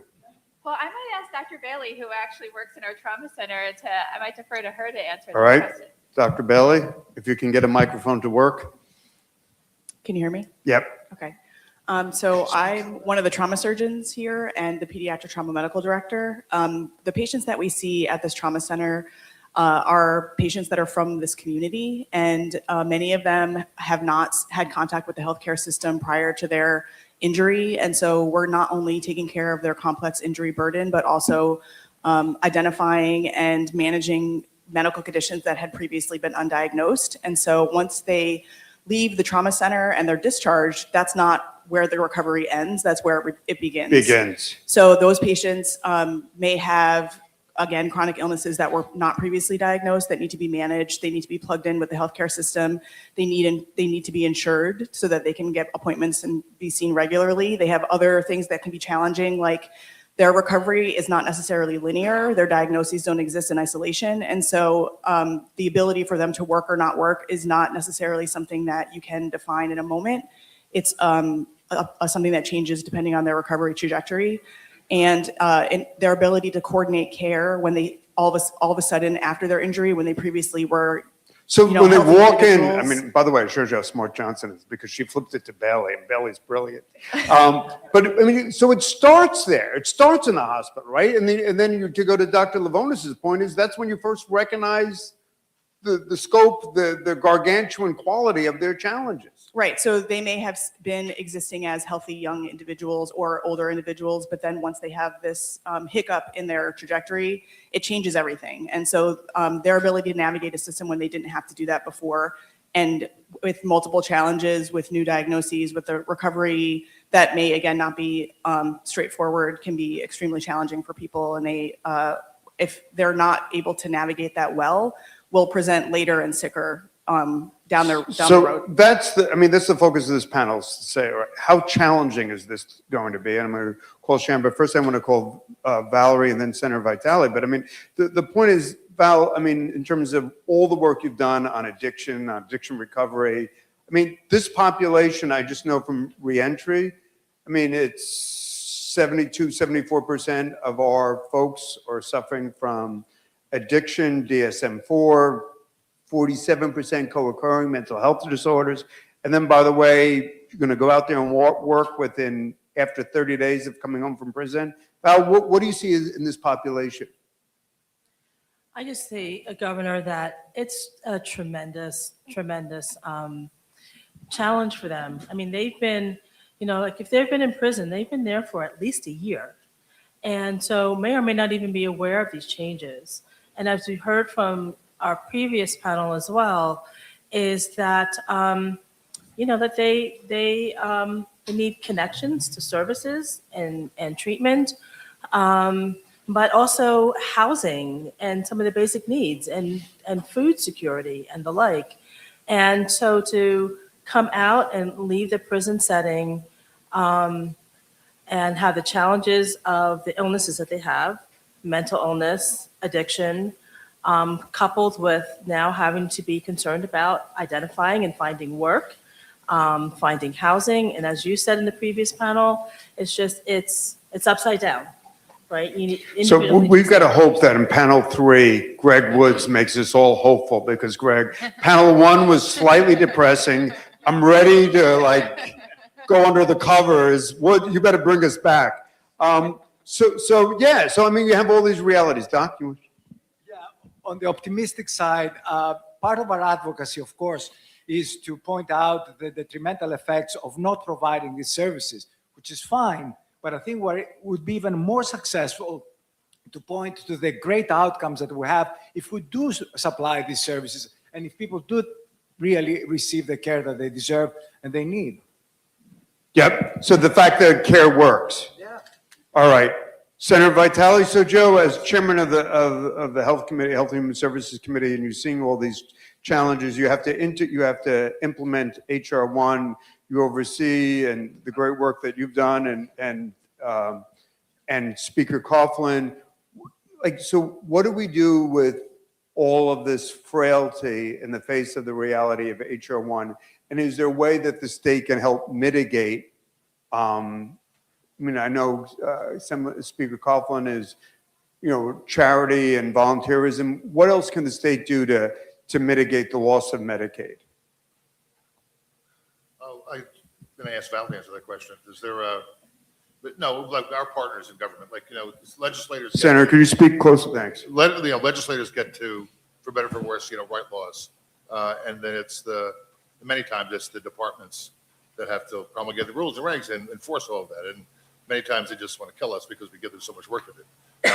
But the work of the department, especially in human services, which is Medicaid is a big part of. I mean, look, we're willing and ready and able to provide as much funding and support to the department to establish these pathways. The legislature's worked up for years. We had our Cover All Kids initiative that we worked with the department on and the Quality Institute to make sure that every child in New Jersey had access to free or affordable health care, period. Universal health care, no excuse not to have your kid insured. And all the other things that we have done is now being blown up.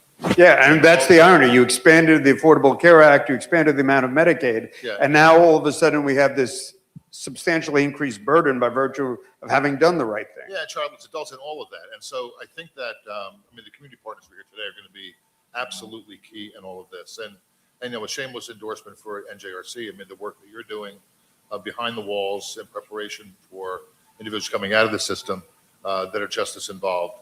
And then there are the organizations that, look, we've had this conversation, GEO is being paid millions of dollars by the state of New Jersey. It's not about Delaney Hall, it's about the CRCs that they run. And I don't trust organizations like that. And maybe this is not the appropriate place to talk about this, but maybe it is.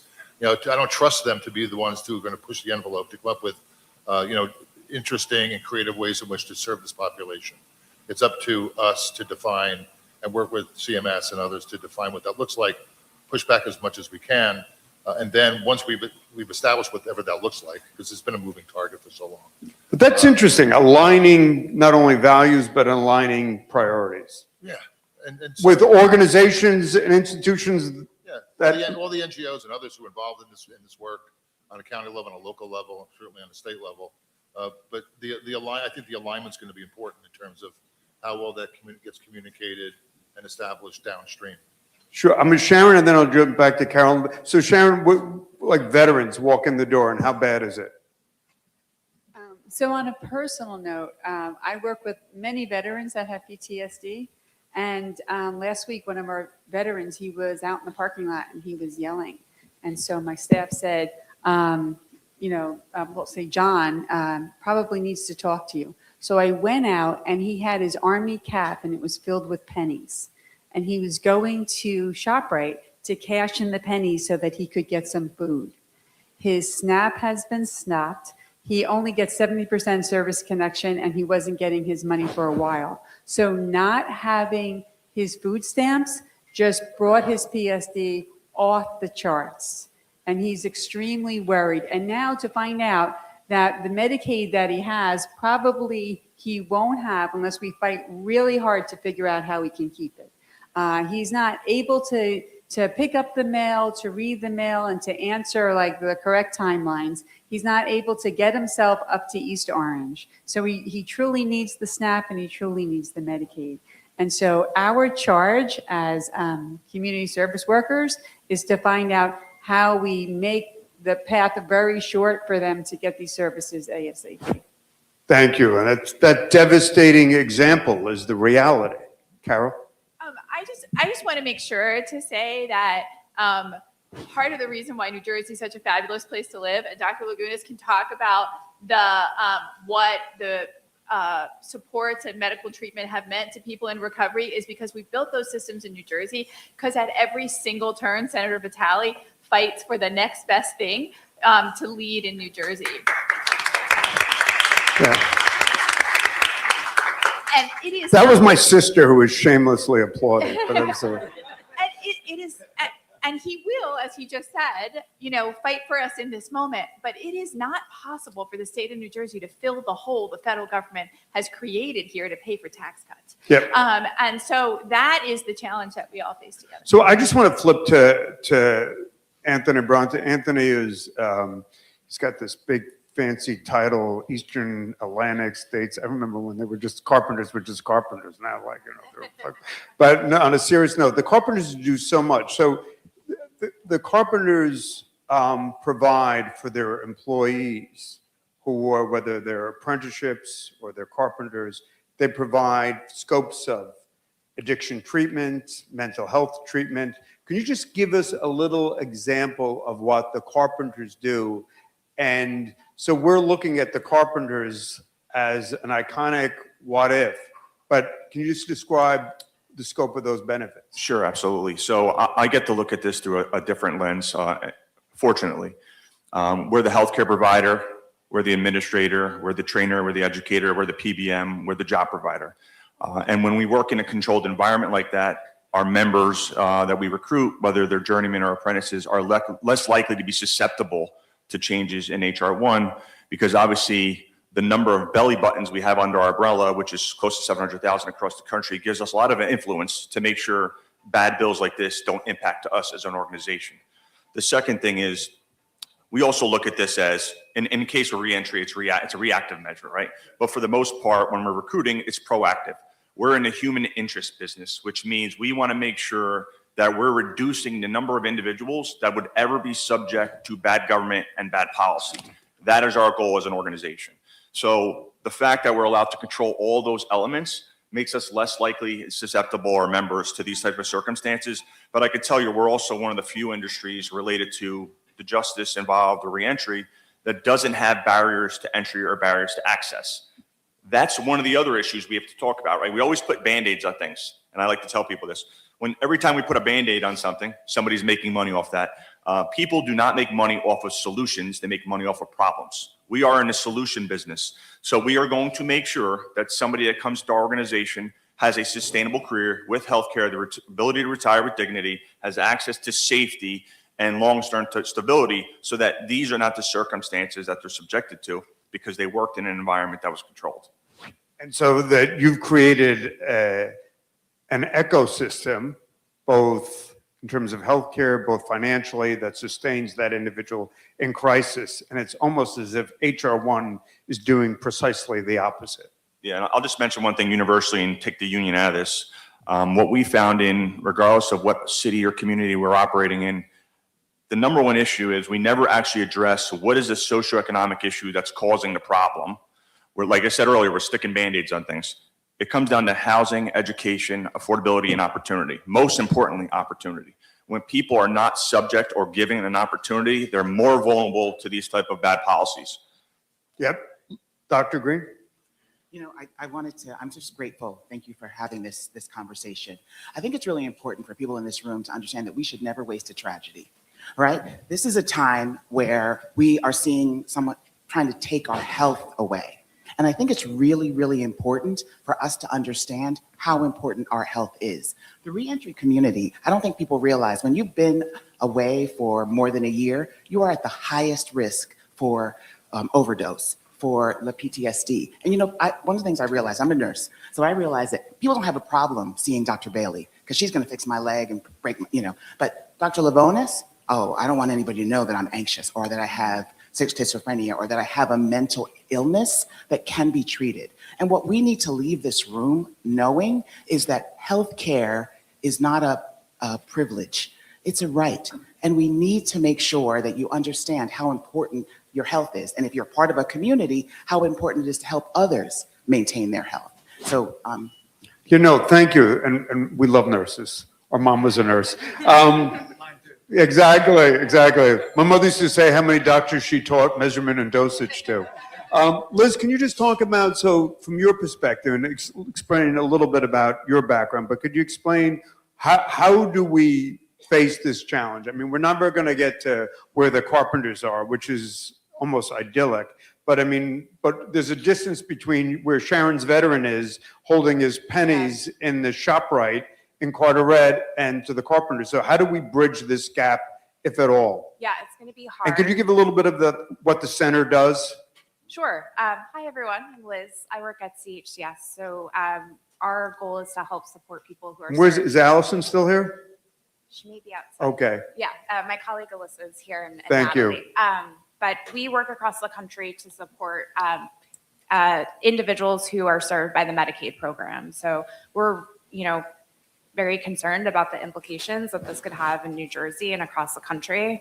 I'll just say it is our task to figure out all the complication of all of this and what it means. So I want you to get into the weeds. Yeah, okay, I'm getting into the weeds. Okay, so for example, we know that people who are incarcerated and for people who are recently released within the 90 days will be exempt. So we need to have strategies in place to identify those individuals and ensure that we can either get them into another exemption category or ensure that they're connected to employment programs, volunteering programs, and are aware that this is happening. So that's both a data issue and it's a communications issue and an identification issue. We know that substance use disorder have extremely high rates within individuals who are recently incarcerated. So we need to, one, if an individual is in treatment, identify that. That's an exemption category. But also for individuals who may be actively in recovery, making sure that they're connected to vocational programming and that group is being identified. So we have to have strategies for each of these groups. And then I'll add a third group, which is individuals who are formerly in the foster care system up to age 26 are exempt. And we know there are significantly higher rates of individuals who are incarcerated who've been in the foster care system. So that requires systems, identification, and grassroots. Is anybody doing it well? Some states are working to identify those individuals across systems data, but that will be an important strategy. And so we know that group is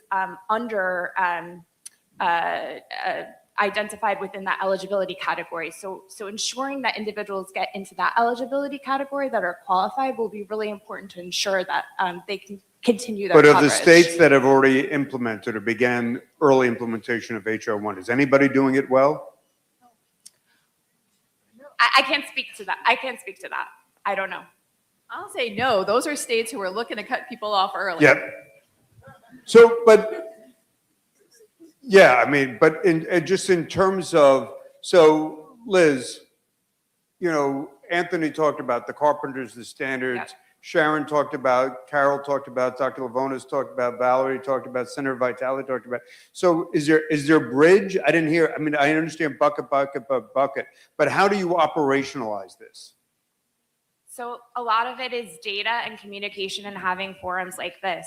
There was an article yesterday from Forbes that said most Medicaid members don't know that this is happening. No. At all. And so we have to. Well, how many people here that lost their SNAP that they didn't know it? They 300 people were at the Newark office going crazy. I just was removed from SNAP.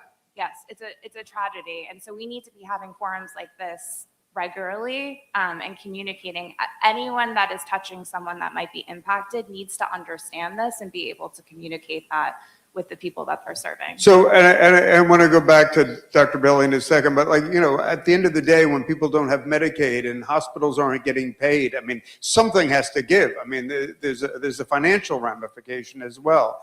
I mean, Dr. Bailey, in terms of what you see, I mean, in terms of the percentage of persons that have Medicaid that are walking through the ED of University Hospital, what are the percentages?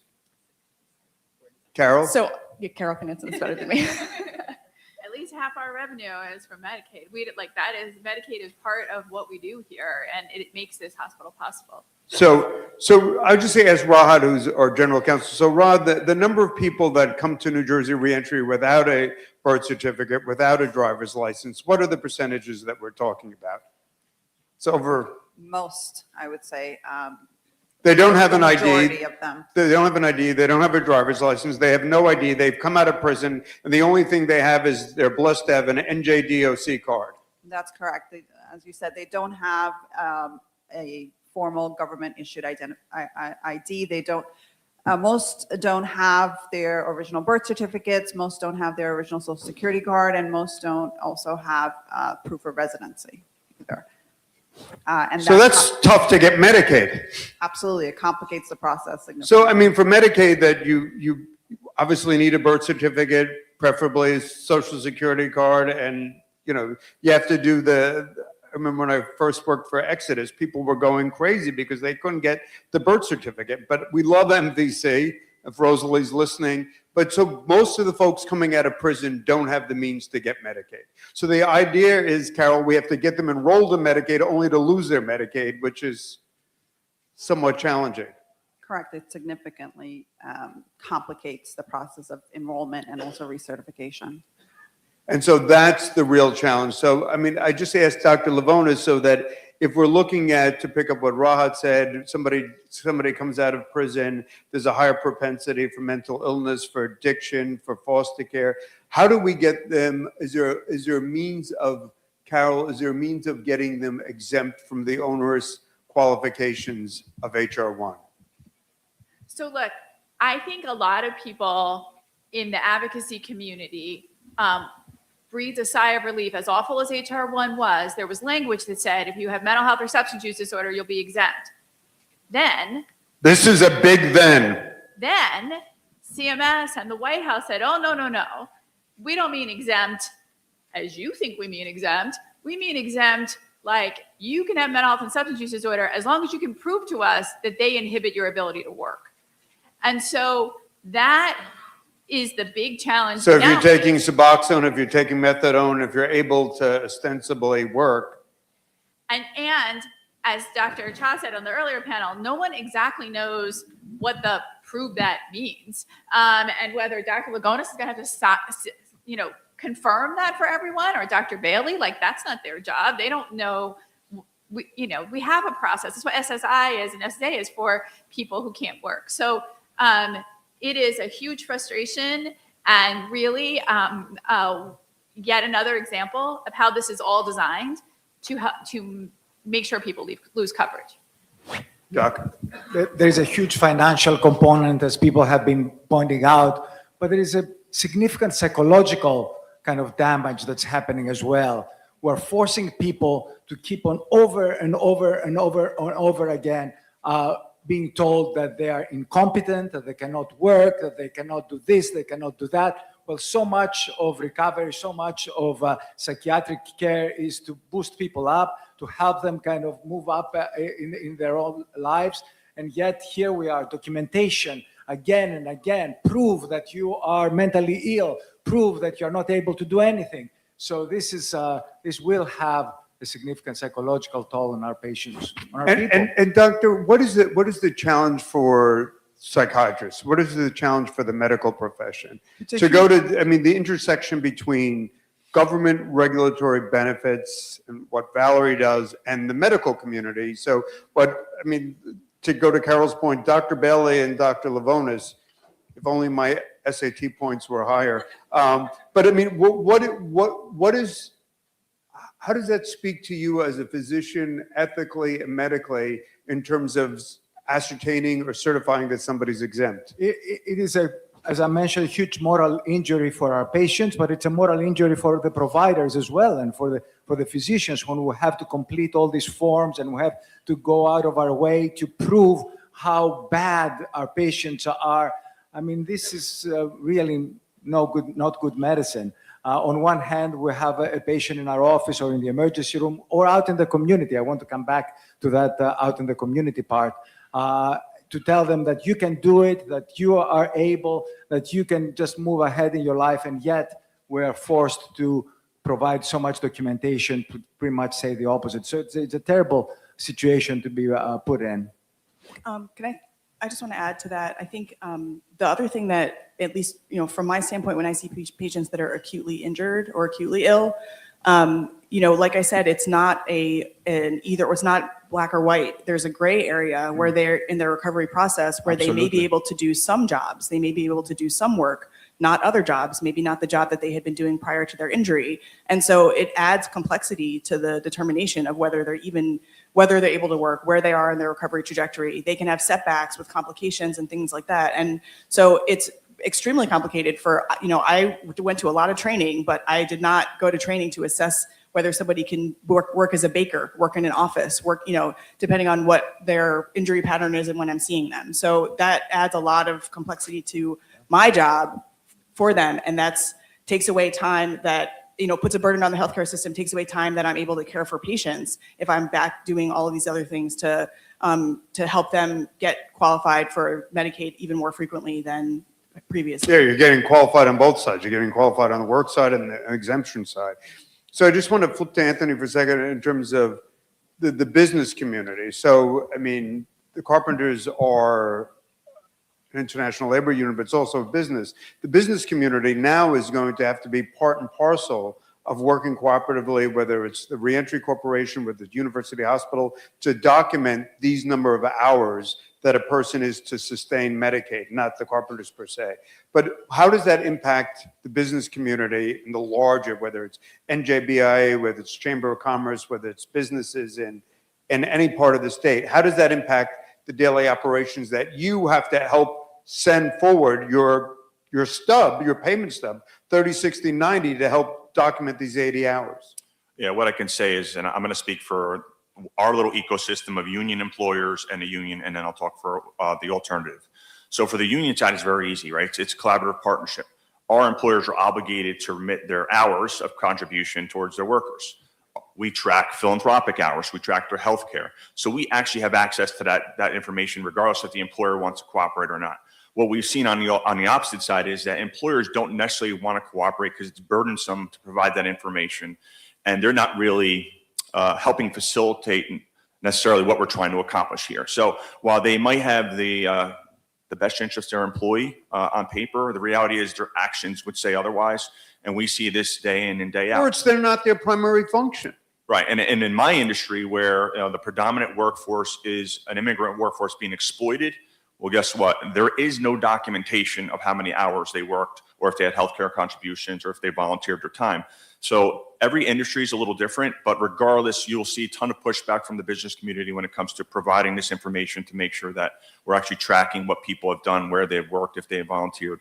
It's been very complex, but it's a lot of resistance. And the other thing I'll say, and I think that's important. I just want to leave where you have a non-union contractor who has individuals with status qualifications or status challenges.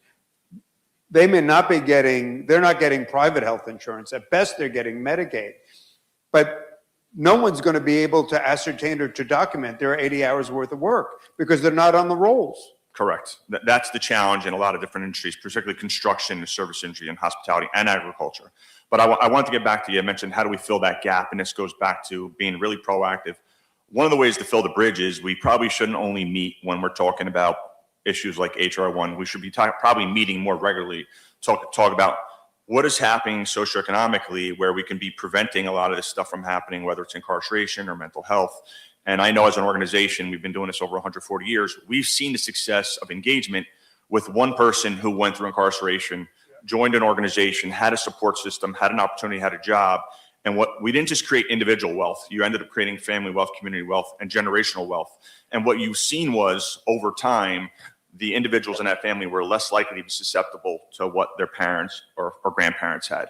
So we shouldn't always talk about just HR1. We should be talking more regularly to address mental health issues and these. And the larger financial ecosystem.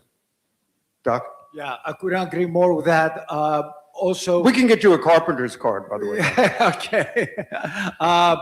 We need to move out in the community. We heard before the people who cross the entrance to the emergency room. Yes, of course, we want to take care of all these people, but we need to move in the community. We have one van that goes around. We should have 3 vans. We have an office at Newark Penn Station. I'm very proud that we have an office at Newark Penn Station. We should go into synagogues, mosques, churches. We should be out there. That's where our patients are. And as we said before, Dr. Green just said it, I'm anxious. I'm not going to go and see the psychiatrist. I'm not going to go and see somebody to help me. But if somebody comes to me, even further out to beauty salons and barbershops, But I would where just say, people really are. no, you want to be there, but if you're Senator Vitale and he spent his life trying to expand institutional access, yes, and we should do all those things. The frustration is we can do all the great community outreach, but if we lose the underpinnings, it's 100%. Of course, I'm just saying that there's some responsibility on us as well. We've been too comfortable in our own hospitals, in our own offices. We need to break out of that and move out. Thank you. That's why your sleeves are rolled up. Valerie and then Senator. Yeah, and Governor, that I don't want to lose the fact that many individuals who are impacted, who have mental illness or substance use disorder, they want to work. And that recovery, that work is a part of recovery. It's a strong part of recovery. However, with HR 1 and having the expectation that individuals need to work 80 hours, that may provide an undue burden on individuals. And so they're caught between needing to work to attain health care, to receive treatment, to work. But if they're not It's backwards. It's backwards. And if they're not able to fully work those 80 hours, they could lose the health care and the treatment that enables them to work. Yeah, I want to go to Sharon and then Senator Vitale. So Sharon, in terms of veterans, in terms of the level of disability, I mean, the federal government is making this as difficult as possible. So what do we do to mitigate, to help veterans secure those 80 hours if possible? Oh, that's huge. I'm not sure. I'm not sure how to make them secure the 80 hours, but how do we make them secure Medicaid, right? So do we do SSI? Do we make different applications? How do we get exemptions from doctors? How do we do that? How do we reach out? How do we make that, in a sense, able to do it across the board so we can reach as many veterans to get these services? So Senator, again and again, people talk about communication, that people said nobody knows this is happening. I think Dr. Bailey said, or someone said that people don't, it might have been Liz, that nobody knows that they're about to be knocked off their Medicaid. What can we do in terms from a state perspective? And I know Valerie and I know Greg and Dr. Cha and the Sherrill administration are out there, but what do we do to make people aware of this risk, that they start understanding, like we're mailing to all our reentry participants, we're mailing to all our veterans, people coming home from prison, addiction, county jails. How does the state of New Jersey make people aware that this specific element has certain standards? Well, your organization is already doing that with the population that you serve, and I'm sure that Val and Dr. Chan and others have thought about this, like sort of marketing or making people aware that they're about to lose their benefit or they have lost their benefit. This is what this means. I don't know if we've done mailings, we've had outreach and to these people who that culturally appropriate, that in different languages, so they get this, right? So it's really about that. I mean, there are like how many people on Medicaid, like a lot of people on Medicaid in New Jersey, and many of them are at risk of losing it and that already lost it, whether it's SNAP or whether it's Medicaid. And so it's about over and over again. So we've run campaigns together for 30 years or more. And, we know what it's like to have to reinforce a message. Why do you go to McDonald's? Because the Happy Meals will make you happy, but you think that they do because they tell you that they will make you happy. So it's like over and over again, it's marketing. It's that message that has to be constantly reinforced with people who will miss the message the first time, miss the message the second time, not understand the message at all. And then they wind up, a friend who runs a big dental practice, he's like, people show up now with their kids and themselves. They're like, I'm sorry, like it's cash only now. Yep, and that's what Dr. Bailey said. People show up in the emergency room and they go to their provider. They're going to their dentist, and they're like, I'm sorry, what dental, not having good dental care means for children, particularly. as they age, and old folks too. But I think it's, I think one of the things one of the positive things that will come out of this whole disaster from Washington will be, and God willing, in 2 years that this all sort of changes. But we've built an infrastructure that better communicates with our people, understands, we understand their needs, but really where the holes are. Look, this is all, even though we were prepared for this, we knew that when Trump first got elected, he made all these promises the second time around, that we had to get prepared. And under your department, Val and Commissioner Cha and others have worked, tirelessly over the last couple of years to try to meet this moment. So that's the one good thing, I think, one thing that'll come out of this is that we'll be better prepared in terms of communicating, with ensuring compliance, but with more importantly, ensuring that people who are eligible for these services receive those services. They get their food, Jesus Christ, they get their food and their health care. It's just crazy that we can all spend all day, tearing apart the administration about why it's wrong. But we'll hopefully have maybe an even better system in the end when this all works out. But the here and now is that making sure that people understand what's at risk in their lives every day or that day, that we communicate with them and they understand it, like what their options may be. If you lose your Medicaid, you can go here. If you whatever, we just want to say you're off. Trump is awful. This is what happened. I'm sorry to see you go. They said here you also hear alternatives in terms of where you can go for your creating options. Yeah, well, you backup strategies. Whatever. But so I think it's for those who are losing it, about to lose it, that Phil, in 5 minutes. maybe we can double down. I don't know. Maybe they're already doing that, but double down in terms of letting people know that they're about to get cut off. So Rod, and we're just going to go down the line. So Rob, what can we do to help people get their legal documentation earlier? I mean, we have a great partnership we love Rosalie. Can somebody please take that message back? We think she's great. She's the MVC director. But I mean, the reality is overwhelmingly people don't have their ID. They don't have their birth certificate. They don't have the Social Security, let alone Medicaid. Is there anything we can do to get that ID faster or those legal documents faster? And we're going to hear from Damon in the next panel. Right. So at New Jersey Reentry, we're very aggressive in screening. And by the way, I should say all of Rahat's sisters are doctors. She's the only failure in their family. She went to law school. That's what her father says, and he's a doctor. So. Thank you, Governor. Well said. So as I was saying, as soon as they walk in our doors every Monday morning, our staff is trained to screen each person to determine, what documents they have and what documents are needed. And we just hit the ground running to get those documents as soon as possible. We have a great relationship with the Department of Health for the Vital Statistics and Registry in Trenton, where our goal is to actually go in person twice a month to pick up original birth certificates from there and then distribute it across all of our sites to our clients who need it. We work with the Social Security Administration as much as possible, though there are some complications there, but and that's a point, just so that they understand, it's not just happening in this field. We have all new complications with Social Security. All new complications with Social Security office, Joe, that doesn't want to provide a Social Security card with a whole new host of hurdles. So while we're trying to grapple to get Social Security card to get Medicaid, there are also more hurdles downstream that many people are unaware of. Thanks. Right.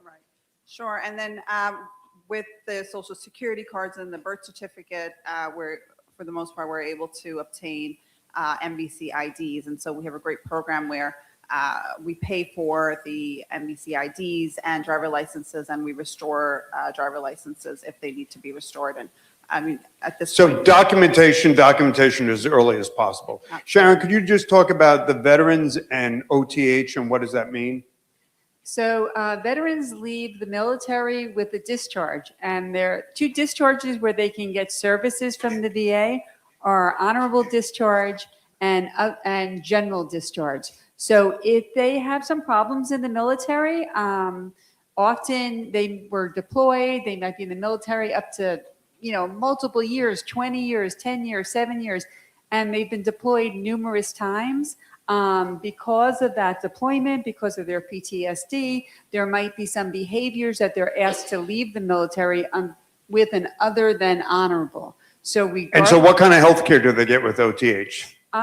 Just the same as Nothing from the VA. Nothing from the VA. No compensation from the VA. Emergency compensation for healthcare if they're suicidal. So basically, what we need to do for our veterans is to work with the VA for the general and honorable, find out what we need, what paperwork we need to find out how to get the exemptions, and then for the other than honorable bad conduct. And so on, we need to work with the community and find out how we can serve the people who serve us. So the irony is the people who get OTH so often are people that have done great service, but at the end of their term or during their term became addicted or suffered from mental illness and were discharged. Ironically, those people who could have been in the military for 20 years are discharged, many of which suffer from alcoholism or addiction. But instead of the VA giving them health benefits, they're discharged without benefits. And these are the same people that are going to be subject to these work requirements while they're battling their own mental health challenges. Correct. The VA will only give like the suicidal ideation or detox help for a short amount of time for all veterans. But other than that, they're on their own. And often we will send veterans to the VA and they will cast them out. They'll say they're not in danger to themselves or other people. And we've had homeless veterans we've worked with that went into the VA for emergency treatment and then left without without a home. Sure. So now and then we're going to end with Senator Vitale. We're just going to go. So Anthony, in terms of HR 1, and I love what you said about sort of seeing this not just as the Band-Aid, which is how I think Washington views it, but building that larger ecosystem. And that's very much long perspective. How do we do that? Well, universally speaking, I would say, unfortunately, we probably left several of those constituency groups decades behind, and now we're playing catch up. And I would say moving forward, if we're really looking to systematically change something, regardless if it's HR 1 or some other bad policy that comes down the pipeline, unfortunately, we just really need to treat people with dignity, regardless of where they came from, what they look like, or what their circumstances are. And if we can universally do that as a society, I think we probably wouldn't be having many of the conversations we're having today, or we'll at least have shrunken the population that's been impacted. So that would be my. But also rewarding those employers, those entities that provide comprehensive health benefits in state and federal policy. I would say this, and this is pure politics. Most of the people that do the right thing are the least vocal because they're so occupied in helping others or helping themselves put a food on the table and creating generational wealth that they don't have the time to speak up. It's usually the people that are doing things the wrong way are the ones that are the most vocal and control the narrative. And that's something we really need to overcome. And that's regardless if we're talking about HR 1, regardless if we're talking about worker dignity, or regardless if we're talking about worker exploitation. It's the same people across the board. So we just need to have a stronger voice, which somebody mentioned on the first panel.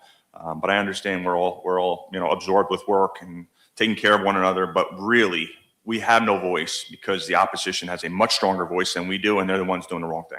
And I love what also you said earlier about those employees that have challenges with status being all that much more vulnerable. And ironically, they'll be completely lost. Dr. Bailey, you were great. And just concluding comments as your role as a physician, I appreciate what you said and what Dr. Lavona said. You didn't sign up to medical school to exempt people from Medicaid. So, but in terms of what you do in terms of pediatric trauma, going through the emergency department, any last words? I want everyone to remember that health is not in isolation and that it includes all of the other factors that impact your health. And so everything is important, right? So having enough nutrition to heal from surgery, having medication to help with your whatever chronic illnesses you have, seeing a therapist or taking care of your mental health, all of those things impact your physical health, because if you're worried about where you're going to eat, you're not going to take care of your wounds. If you're worried about where you're going to sleep at night, you're not going to go see your specialist physician for an appointment or worry about making an appointment to see a dentist. So just remember, all of these things are important to health, and this impacts everybody because the burden on the healthcare system not only impacts the people that are using it as a safety net, but impacts people that also have commercial insurance because there's going to be less availability of all of the things. It's like And it actually unwinds the entire healthcare system. Liz? while this is a depressing conversation, I'm heartened with everyone who's here. I remember when Medicaid expansion happened, I was in Camden, New Jersey, and we're sitting around with partners for the first time. Someone who was incarcerated got enrolled in Medicaid, and he had health insurance for the first time in his life. And we're not in that place right now. We're trying to mitigate coverage losses for people who may be eligible. And so it's really upon all of us here, state agencies, community organizations, to understand what this means, to communicate with our clients, and to try to find mechanisms like exemptions to ensure that they can continue to have their coverage. So I'm heartened with the folks in the room today. It's exemptions and 80 hours. Yep. Lois? Yeah, I would just say that there are many advocates in this room, just to know that helping someone keep their benefits. We will get notices, don't ignore them. There are deadlines, don't ignore those. Making sure that just because something has been denied doesn't mean it can't be appealed. So we're gonna keep working to make sure that we don't lose. So, I mean, and we're going to talk in the next panel with Greg and this great panel, Tatiana, we're going to talk about verification, but that means all of us have to be in the verification business. All of us have to be in the documentation business. Carol? Yes, but let's not kid ourselves. DC designed this so that people would get kicked off Medicaid. The more people they could show got kicked off Medicaid, the more tax cuts they could give to other people. And so it is designed to fail. It's incentivized. There's no incentives for employers to participate. No one's paying your doctor to verify your medical frailty. You know how hard it is to get a doctor's appointment now. We're struggling constantly to make sure people can get in here now. You think we have time to make appointments for people to be able to document their medical frailty? How are we going to do that? So it is designed to fail. It is designed to send tons and tons of paperwork to you to try to document all kinds of things that you're already doing in your life. And it's going to come with the mental health stress and burden that Dr. Pagonis pointed out. So it is up to all of us. This is going to be a ground game, and every win is a win. Dr. Cha set out for us. Their numbers say 300,000, but we could get it down closer to 165 if we help those folks.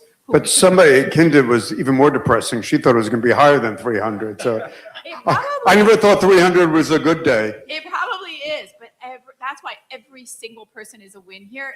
But it's going to take so much hands-on engagement. And whenever we do hands-on engagement in the past, there was money to community-based organizations to do it. That's not going to exist. Yeah, there's no money to do it. I mean, the irony is how much money they're going to, quote unquote, save by reducing the Medicaid nationally. The numbers were like hundreds of billions, and they were $1 trillion. $1 trillion, and they're spending 400 million nationally to help states. So, Doc, American Psychiatric Association, Professor of Psychiatry, and just on the mentally ill population,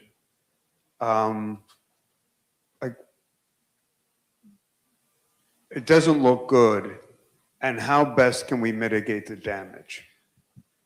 If there's one thing I want to leave you with is keep on fighting for the idea that treatment works, that care works. There are plenty of people out there, not in this room, but plenty of people out there that they think that once you're addicted, you're a goner. That's it. There's nothing that will be done. Once you have schizophrenia, you're, doomed for life. Once you have depression. So we know that this is not true. We know that we have safe and effective treatments. We know that we can help people. We know that recovery exists, that recovery works, and we need to keep on advocating that, keep on pointing out the success stories, but it does need help. We need resources. We need all kinds of services and all the advocacy that we've been hearing about all day today. So I think it's an important point, though, is that treatment does work. Yep. And so ironically, we flipped this on our head, but the point is we still need to be committed to that treatment. It takes time, it takes resources, but it does work.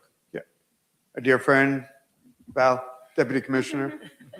Yeah, thank you. And so as we think about the reentry population, Governor, I think that... Val, I'm sorry, can you speak closer? As we think about the reentry population, I think what's important to know is that we need to try to engage individuals early. Like the work that you do, the work that other agencies are doing with individuals who are incarcerated. That's an important point. Early is better. This is Early, going to take more and more time.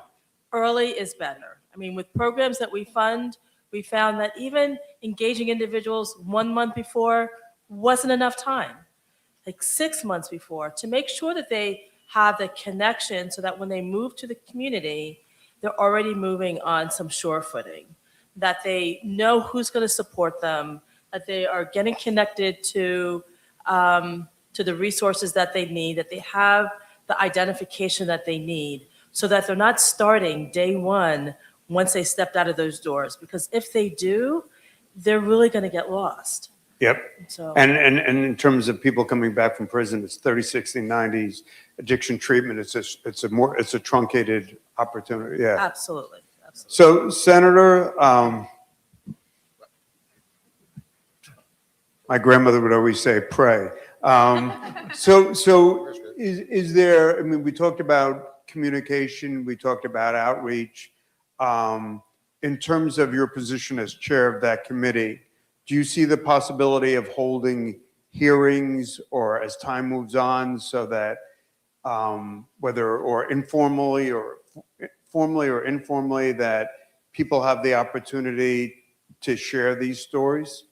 The answer is yes, and I mean, how we do all that, and who is it that, pardon me, who is it that we're going to, who do we want to have benefit from that discussion? So do we bring in, the panels like these and others to talk about, but then communicate out to our colleagues? So there are 120 legislators in New Jersey that, may or may not have the best understanding of the consequences of HR 1, and that's not only because That's an important point. Well, it is that they're doing something in transportation or environment, some other important work, and so they haven't focused in on that. They're certainly aware of it, so it would be a good educational experience for them, so that they can provide the kind of support necessary if it is that they're asked to support, whether it's financial mostly, not just moral support. It's great, but the financial support that's necessary for the departments to expand their footprint in terms of how it is that they outreach the folks that would need to. Money is tight, and my perspective, and I'm sure everybody in this table in this room would say that we can't spend enough money on this particular issue because we cut so much from Washington. But it's the personal, the moral implications of HR 1 are extraordinary, and they're multi-layered, and they just go out from here into like the lives of millions of people that will be impacted while they're just trying to live their lives and like move on. So the work that you're doing with NJRC, we can help you to do more work, or not just to maybe provide more resources, but I think the CRCs and all the other work that's out there in the community that for this particular population, we should just maybe to revisit our strategies and how the state itself, like from my perspective, from the department's perspective, DOC, health, human services can be more effective. It's great. So to Raj, Sharon, to Joe, to Commissioner, to Dr. Johnson now, Madam President, to Lois, to Liz, Janelle, Dr. Bailey, Doctor. What was the old joke? What do you call the person who graduates last in his class in medical school? Doctor. And Anthony, it's really, it's a sobering conversation. I think Vice President Brontes has a larger global vision, but I think it's doing it earlier. It's documentation. It's understanding the nature of verification. It's understanding, to what Dr. Bailey said, who's coming through the emergency department, what it means to places like University Hospital, which is so indispensable. I know Jenny Pena's here from our reentry, and Phil Elijah's here from Essex County. He's different. I'll bust his chops when he comes up here. But I just wanted to say thank you to all of you, because what we understand is the fragility of this population is also understanding the chaos that they're going to return to, and now how concurrently, as Sharon described with the pennies of the veteran, how they still have to grapple with these immediate challenges, and how we have to help them across the board. Earlier is better, until we get to a place where we have employers that uniformly, as a matter of course, do the right thing. Thank you very much. Thanks, Ann. Thank you all. Panel 3, come on down. We're going to get going quickly. Cut.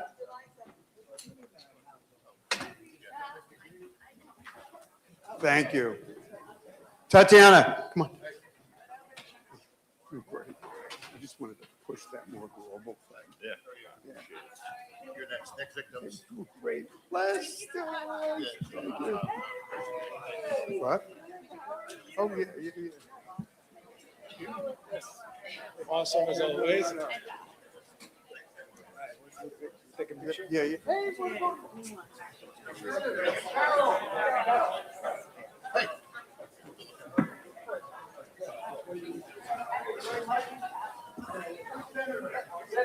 Senator.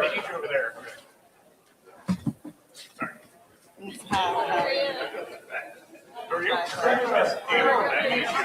Oh, okay. Nice to meet you. Usually. Yeah. I guess I'm. Yeah. 1, 2,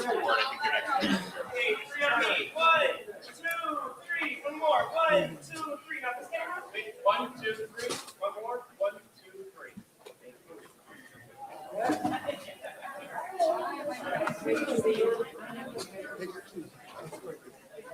Hey, how are you? Good to see you. Yeah, we're sitting. Oh, sorry. She's great. She's great. You need to get behind. Have a good day. No, I do want to come. You were with him today. Yeah. How are you? How are you, my friend? We gotta get in there. Nice to meet you. Doctor. God bless. What? What? Yeah. So task force member here, we're saying hello before I have to leave. Oh, you have to leave? I know. Sorry. Yeah, good to see you. Thank you for having me.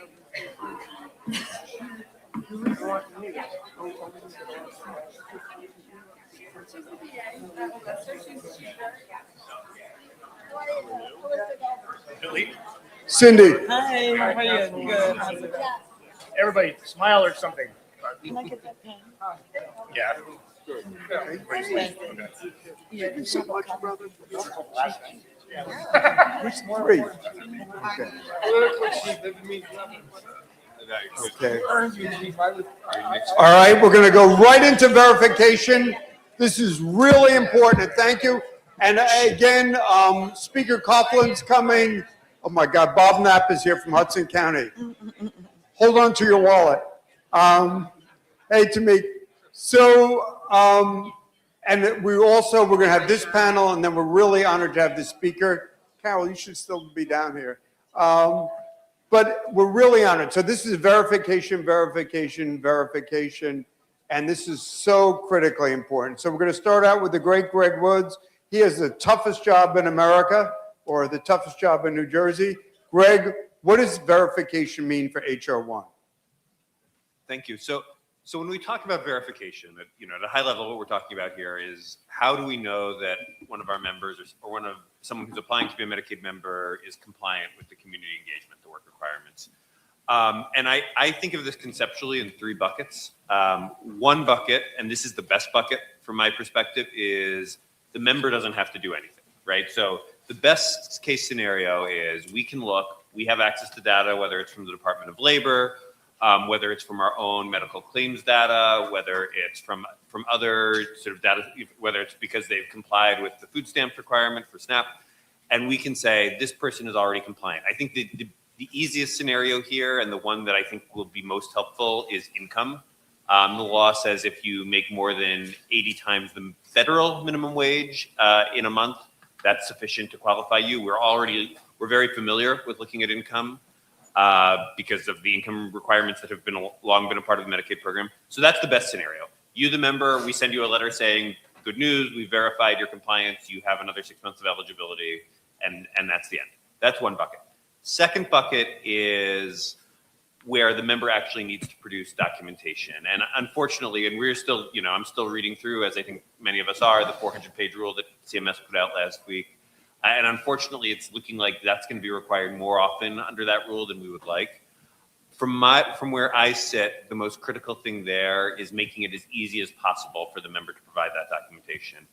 And one thing that we're looking at there is, we have IT systems and that our members use to interact that are maybe not state of the art in every respect. And we're looking at ways to make it easier, the way that people upload documentations, maybe on their phone, via a website, not requiring everything to go through the mail.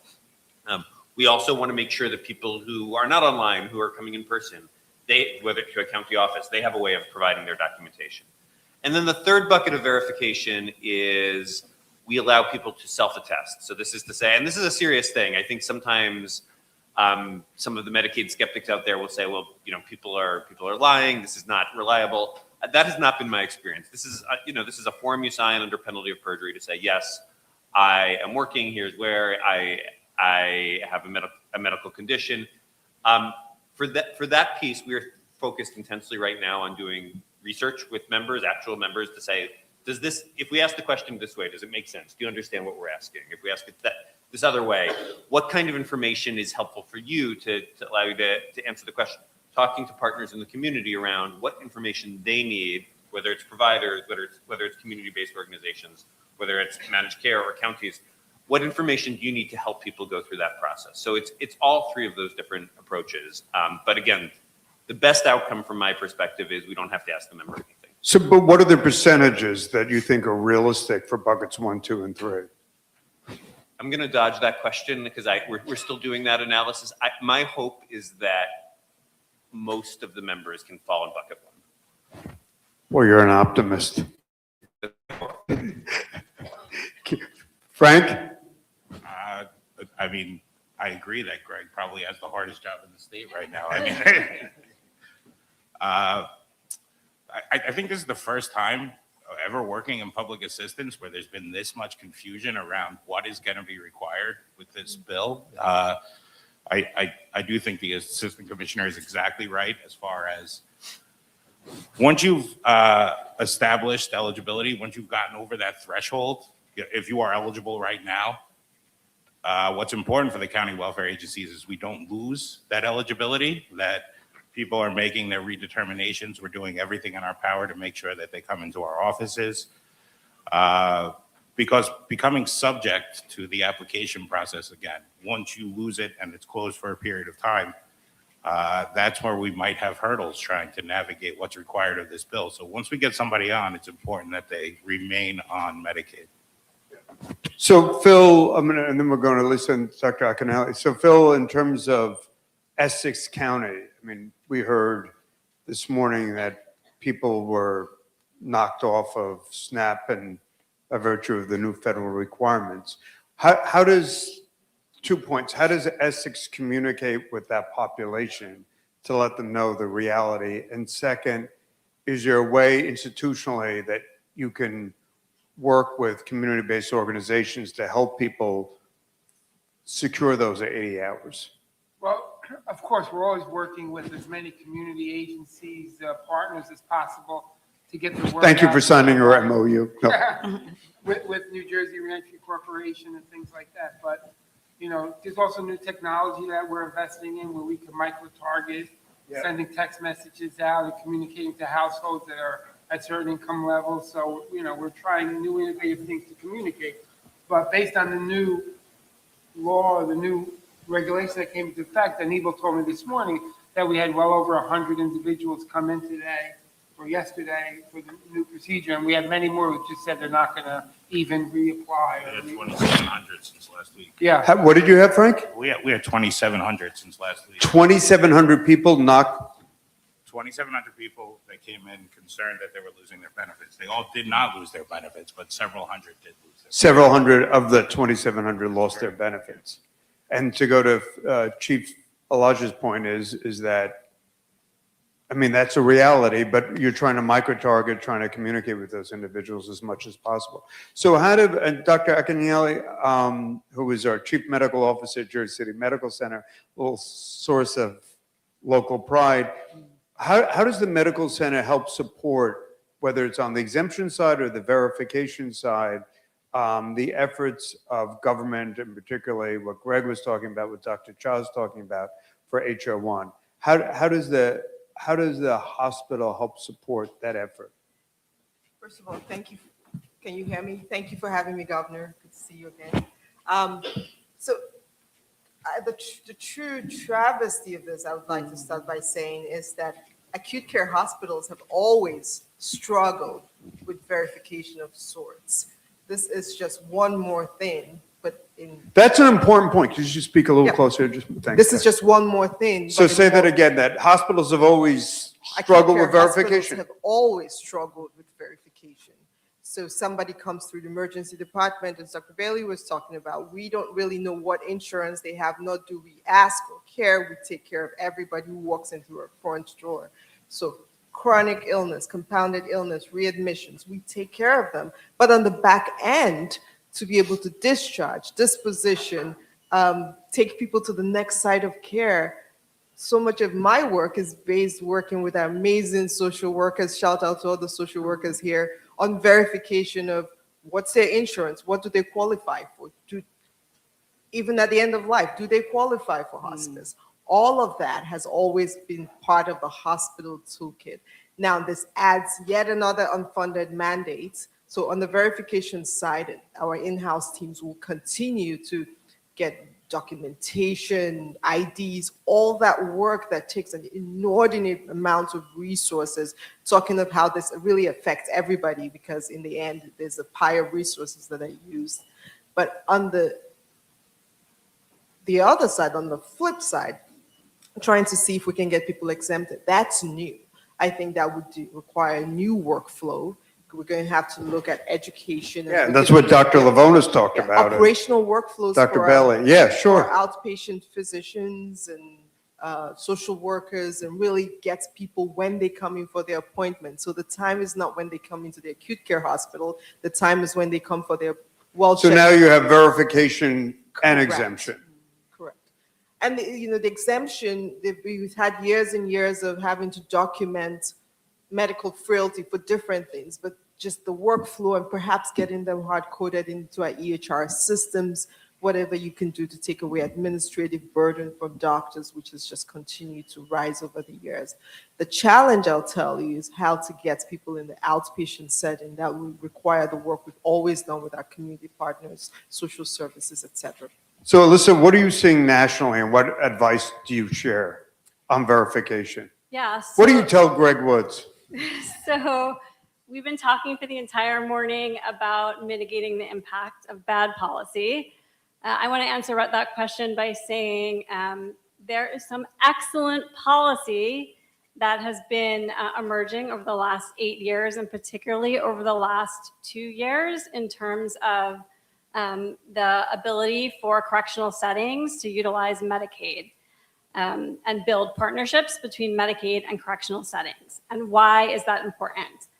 That is important because there has been really intensive work, and this is a lot of the work that the Center for Healthcare Strategies has been doing around the country, and very much so in New Jersey, to do a few things. One is to really innovate and improve eligibility and enrollment for people when they enter incarceration.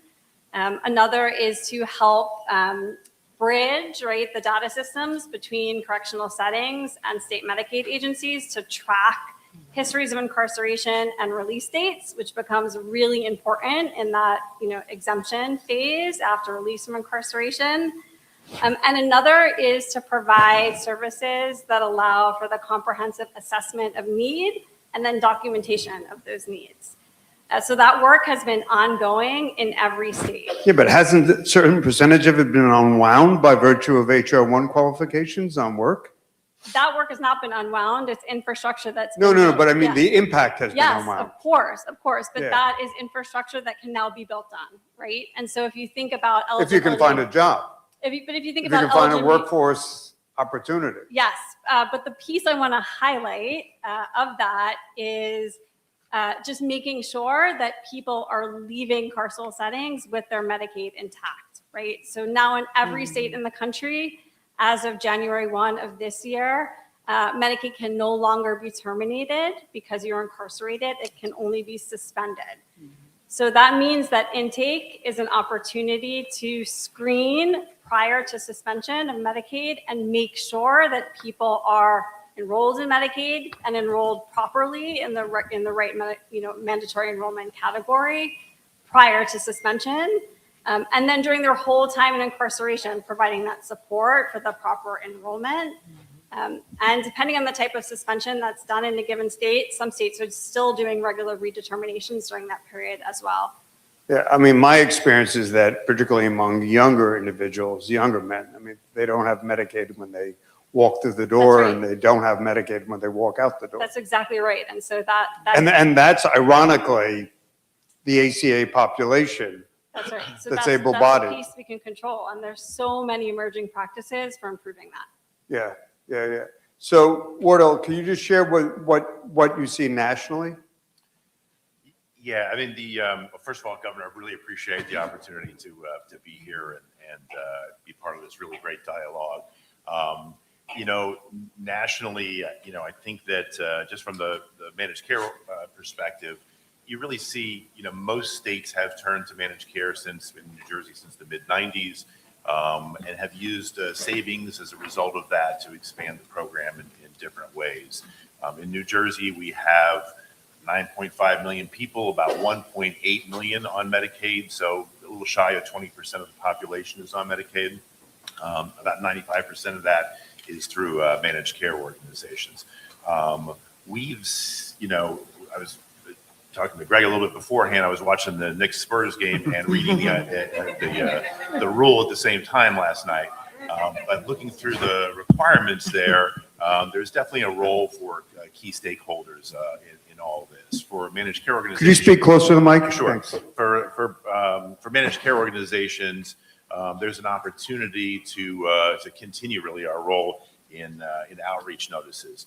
One of the silver linings, I think, from the COVID period and then the restarting enrollment was that we really stepped up and working with Greg and his team to reach out to folks to remind them, because the health plans have a lot of contact points and relationships with many of their members and through care managers and others. There's opportunities to help remind them that they have this Sure, obligation. but to dig deeper though, to go what Alyssa said, to go what Phil said, to go back to Dr. Acanelli said, is that we have to demonstrate, who those folks are, when they left prison, whether they have their 80 hours, and it all has to be documented.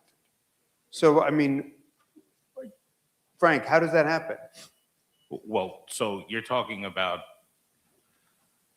welfare in a correctional facility, right? So when somebody enters a correctional facility, it's a law enforcement agency, right? And you're asking for all of these sort of Medicaid functions to occur while in that. And when they come out within Yeah, that's right. 90, 120 days. In Hudson County, what we do is we have welfare workers that work in the jail. But Yeah. I think that's sort of a unique thing. I think you're going to have to see a marriage of correctional and Department of Human Services at the state level, maybe where, I know we don't like opening our systems up, but there are inmate segment codes on Medicaid. Yep. If the jail's correctional information system can alert, the Medicaid system, and then that segment code gets placed onto that person automatically, that's something that could help. But you're going to have to marry these two very different sort of. And then marry them also in the community. Like Tatiana's our Salesforce administrator. Tatiana, how many fields do you have? We have 661. For every single individual? Yes. And then you document that out. So that's related to every single service we offer, as well as their demographic information, their family sizes. And how that's done is when they're going through orientation each week, our intake coordinators, everyone in the office is filling out those fields, how they relate to the clients. And at the end of that week, they come across my desk and I'm auditing individual client files, making sure that whatever services they needed were handled during orientation week, or it's ongoing care within our office and all of our staff. So with HR1, it's essentially going to be the same. We're adding fields to document how many hours are they doing a month to make sure we're hitting those 80 hours, as well as their family size, if they have someone 14 and under, if they're covered by, they're able to also really receive SNAP. So yes, it's just going to be a lot of documentation, and that's all covered within our Salesforce system. So when you're doing the documentation, Phil, when you're doing the documentation, but to be fair, I mean, Essex County can't do the documentation for the individual. They can do the documentation whether there are incorrections that come out or the intersection between DHS and the county. But how do we interrelate that with the 80 hours? Reentry can do it because we're out in the community. But how is it that Essex County can capture that information?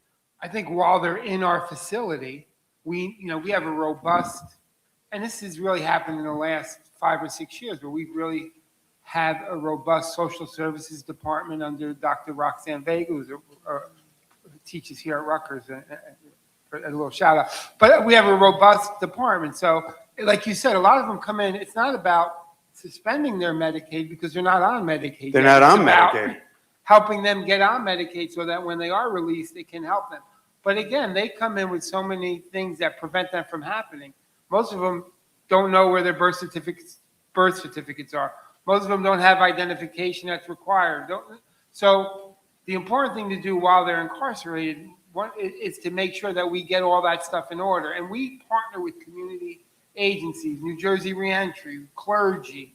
We try to bring as many of the outside community resources in so that the first time they're dealing with the community is not when they're released. It's a continuation as when they get released. But how do you, like, to go to Greg's earlier point, how do you continue that pipeline?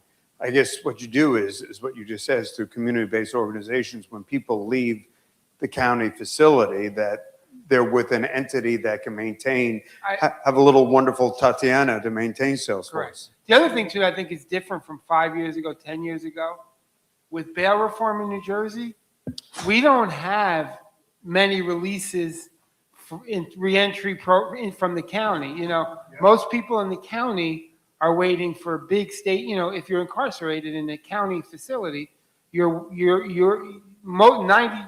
huge percentage of them go on to the state to do their time. And, we don't have many who are sentenced to 364 or less, or we don't have, small time criminals who are there and get released. So I think the whole reentry thing is coming from the state now. There's not many people, who are reentering from the county. So that's an interesting point. Craig, and then I'm going to call my dear friend Patricia. Yeah, just quickly to weigh in, just because I think this is important to underscore. So under HR 1, individuals who are being released from incarceration or have been released in the last 3 months, they meet the community engagement requirement. So I think that should not be. But Yes. subsequent. Right, so that's what I was going to get to.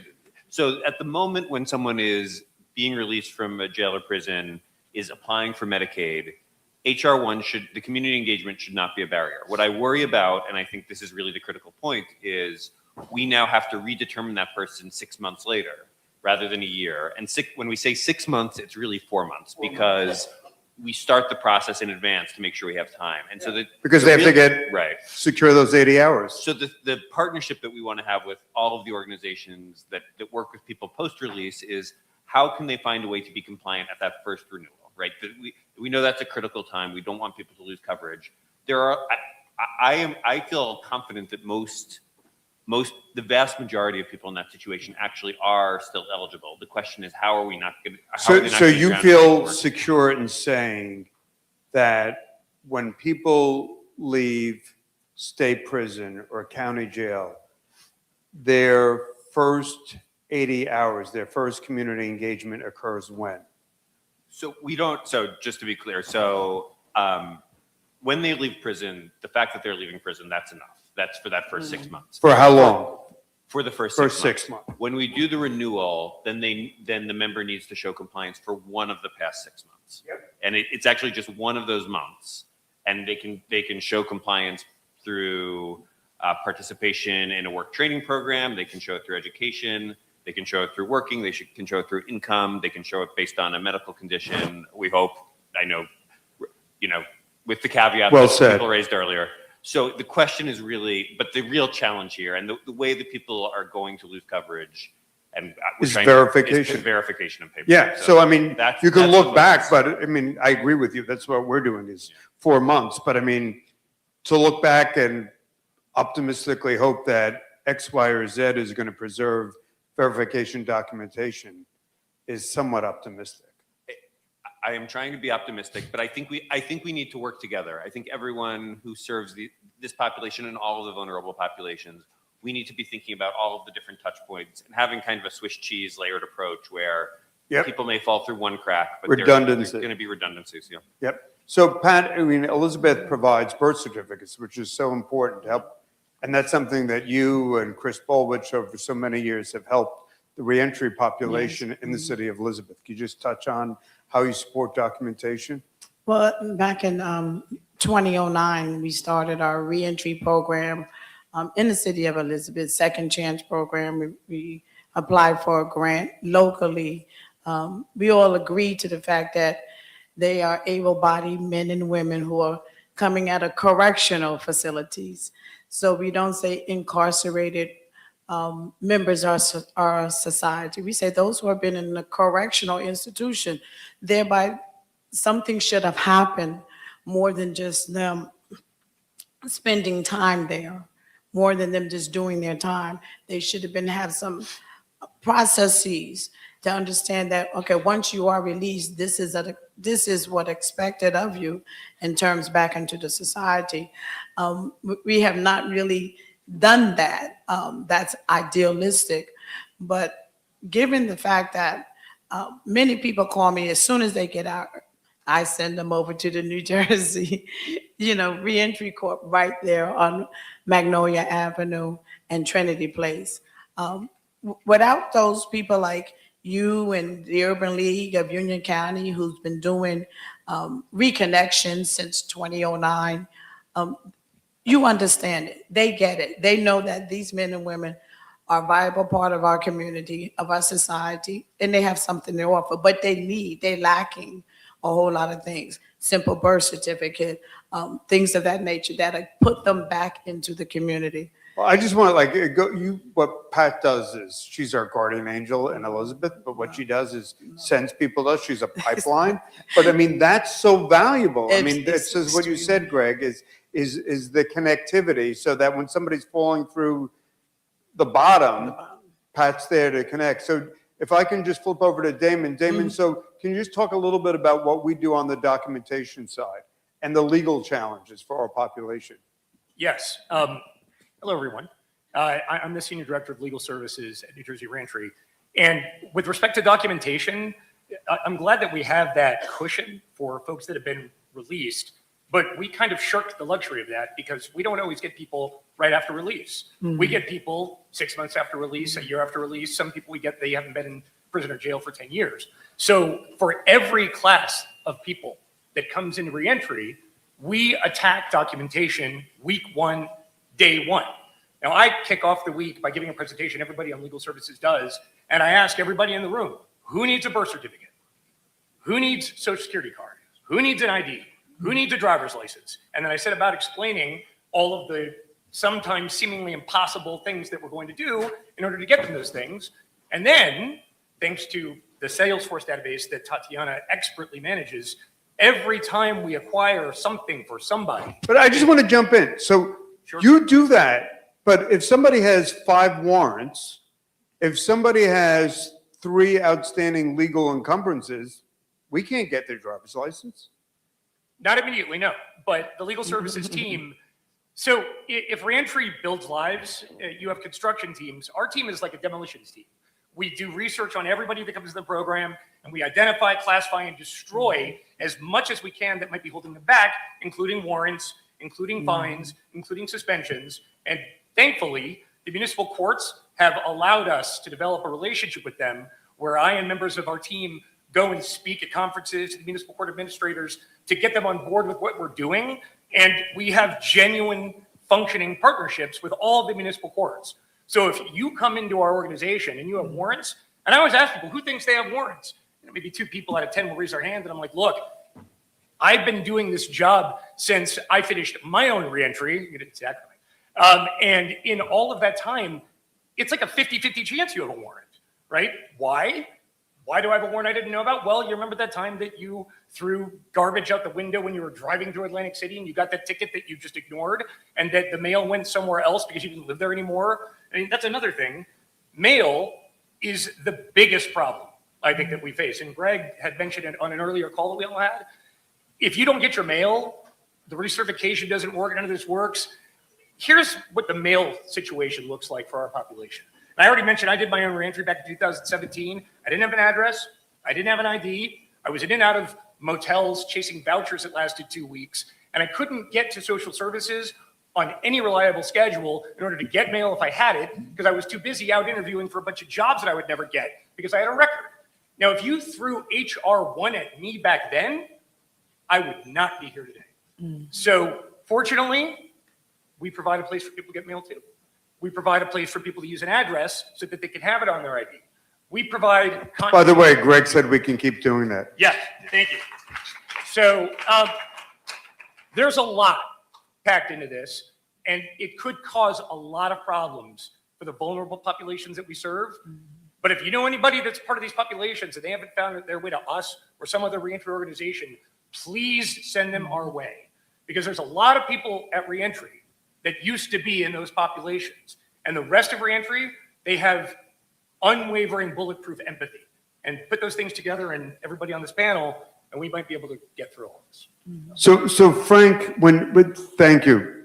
And Damon, thank you for your advocacy. So Frank, when you're working and what Hudson's doing, what Essex is doing behind the wall, how do you also work to make sure when people leave, to go to Greg's point, that within 40 days or within, 4 months or within that 6-month period that they've secured employment? Besides sending them to our reentry training center. Send them to you. It's your job.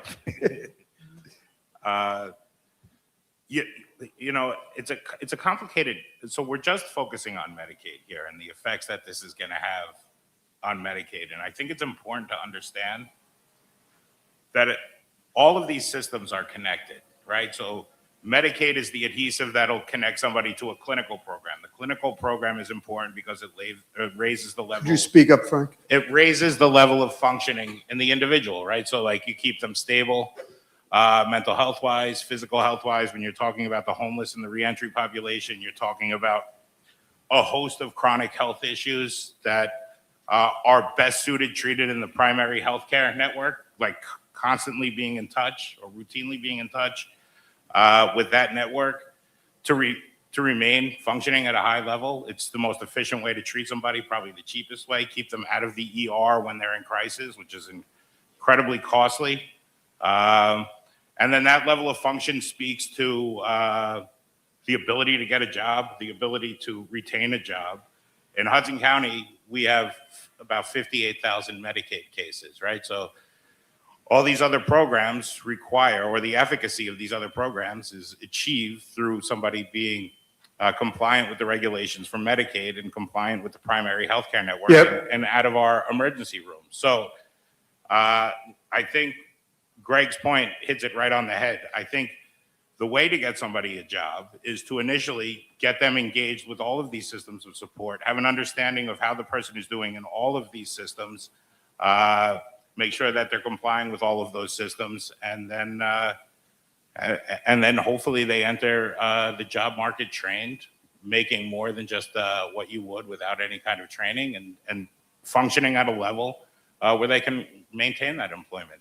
Yeah. Unfortunately, with HR1, we have certain number of staff members to handle these Medicaid cases. It's not, budgetary issues are such that we can't grow our staff. Many of the units' work is going to double because the recertification period is going to go from a year to 6 months. Yep. So the idea of having Medicaid workers operate also in a case management sort of role where they're tapping folks into the federally qualified healthcare center, they're paying attention to where the treatment is occurring. But that's going to go away, and we're going to need the help of places like the New Jersey Reentry Corporation and outside institutions to make sure that when we get the person on the Medicaid, they stay on the Medicaid and they use Medicaid appropriately. Yep. So Greg, do you develop that architecture between the counties, the nonprofits? Yeah, I mean, so just and I don't know if everyone is aware, the counties are the front door. Yep. The county social service agencies across the state, we have 21 partners, and they're the front door, not just for Medicaid, but for SNAP, for a whole range of programs. And I will say, sort of in the spirit of, walk before you run, I am very concerned that the eligibility workers at those 21 counties, and we also have eligibility workers on the state side, I am concerned this is a whole new layer that is being placed on agencies that are already stretched very thin, right? And that's, so even before we get to the sort of the question of coordination with outside entities, it is critically important that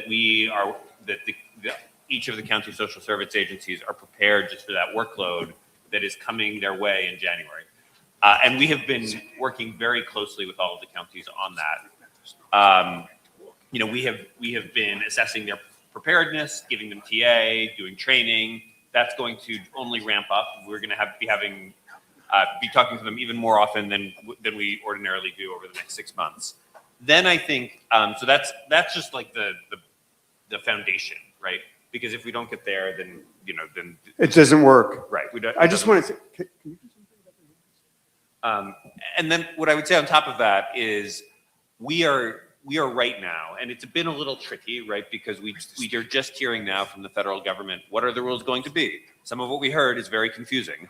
But what the general approach that we're taking is sort of an all of civil society approach with targeted messages for providers, for community-based organizations, for counties to work with those organizations for the managed care plans so that we're all rowing in the same direction. And the county workers we know, just to keep up with their caseload. yeah, I mean, so many counties are just struggling with enrollment, let alone with providing these HR1. resources is really Go ahead, Frank. Just to Greg's point about, so we're talking about all the impacts here of Medicaid, and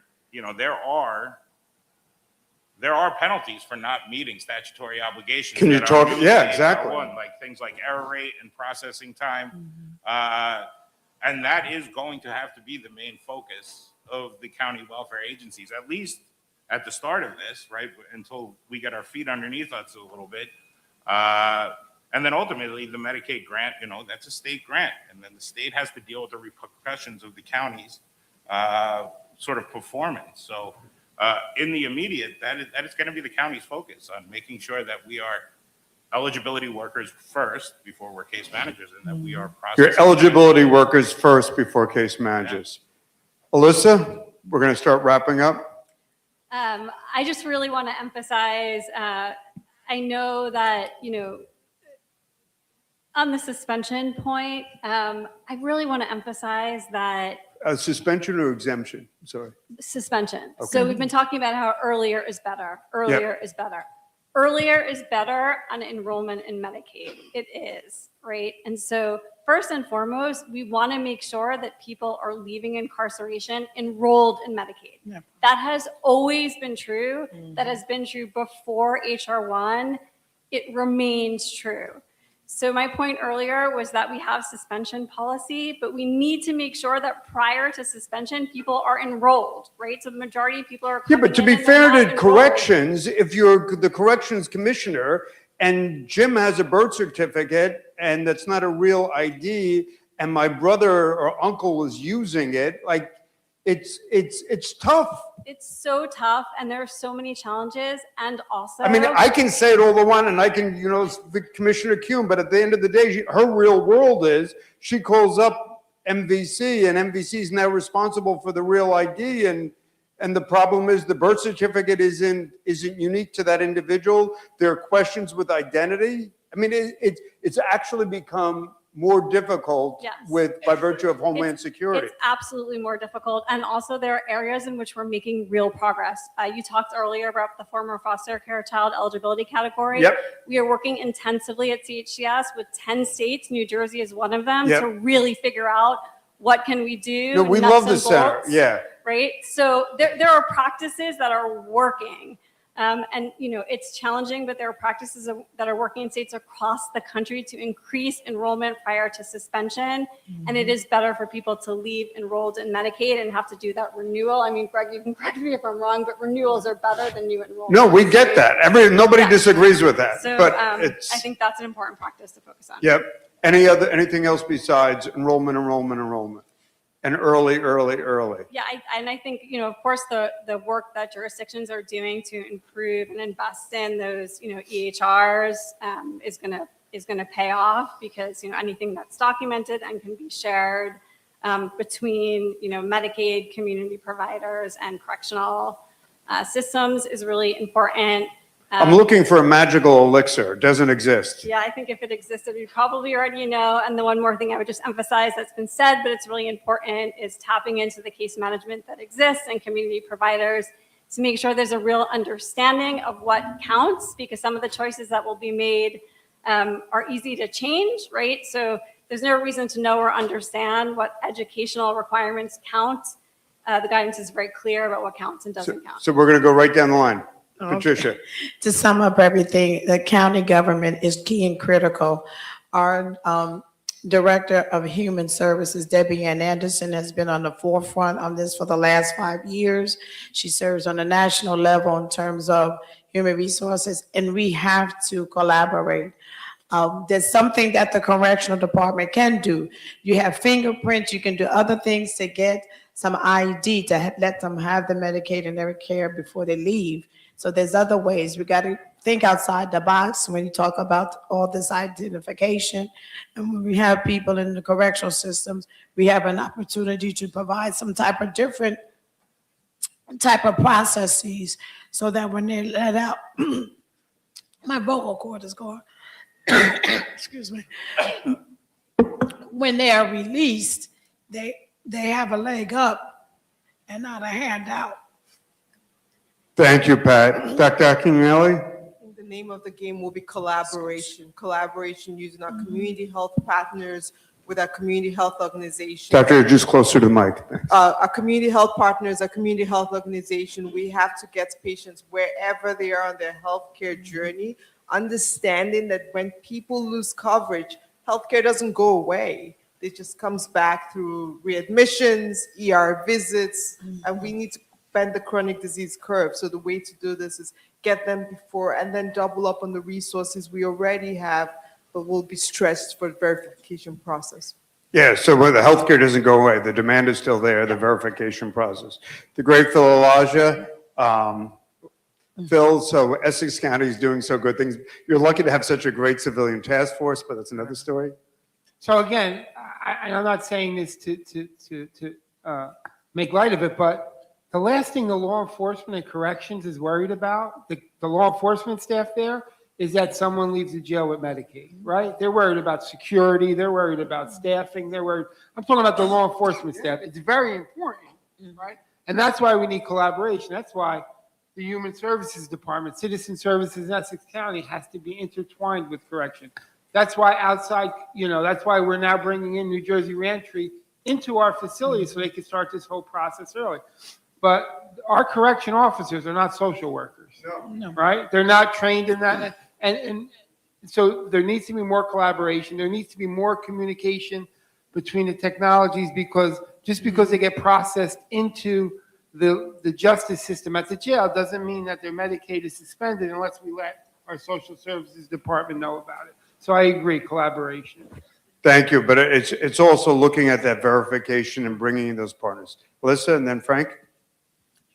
No, I think I've said my last word. So Oh, I got it. I'll cede my time. Frank? I'm just going to keep with the theme of collaboration, right? So particularly with the reentry population. This population has needs across all domains of support. And it's important that we don't have a disjointed system, that everybody's speaking to one another, that when we get sort of our arms around a client, that we keep our arms around that client, and that we're all speaking to one another and making sure that, maybe the hospital is aware of the redetermination. But as what Alyssa said and what Phil said, and what you already do is trying to enroll them to Medicaid, and then when they're released, we work to document that those 80 hours. We begin at month 4, Greg. Yeah, that's right. I think just, if you have a housing provider that is aware of the person's Medicaid redetermination debt, and that housing provider is pushing for that, and the person's primary care physician or the nurse is aware of that, and everybody's pushing in that same direction, I think that's going to be how we sort of navigate this, this change. Ward, and in terms of managed care, is there a special aspect? I would just note that, I don't know, Carol Johnson mentioned it earlier, that there's a huge collateral impact from this.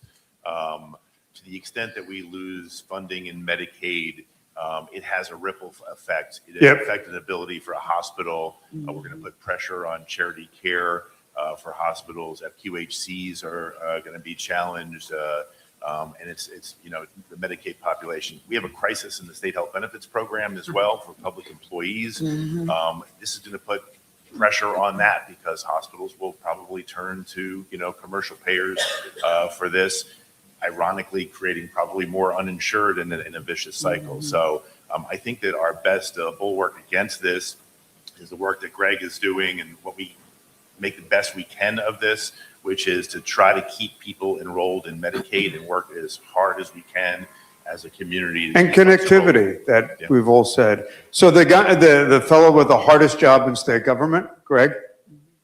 Yeah, so I know there's been a lot of discussion this morning about all of the negative impacts of HR 1, and they are real and they're deeply concerning. I do want to spend a moment on the what I can control side of the Serenity Prayer. We are all going to have, we are not powerless here. There are things we can do to mitigate the impacts. As Commissioner Cha said in the first panel, there's a huge difference between 300 or 350,000 people losing coverage and 100,000 people losing coverage. That's 200,000 lives that's a profound human impact. And so, you know, I will just say from our perspective, we are going to do everything we can to make every incremental difference. And that's not always going to be comfortable for us. That's not going to allow us, that's not consistent with us doing things the way that we've always done them. And I think for all of our partners, it may be uncomfortable, right? And I've heard it, and it all makes sense, right? Doctors are not trained to assess someone's eligibility for Medicaid. They're stretched thin. Eligibility workers are not there to be caseworkers. They're stretched thin. Everyone is stretched thin. We're all going to have to reach a little bit. We're all going to have to be uncomfortable. And I think just from the Medicaid perspective, our commitment is we will be doing everything we can, not just getting us to January 1st, but beyond. We're going to continually reassess what is working, what can we do better, where are the pain points, what can we do differently.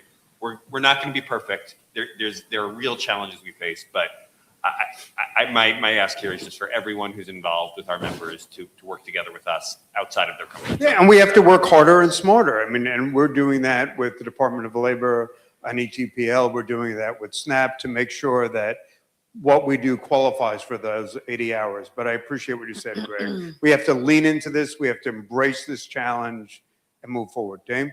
I have a call to action.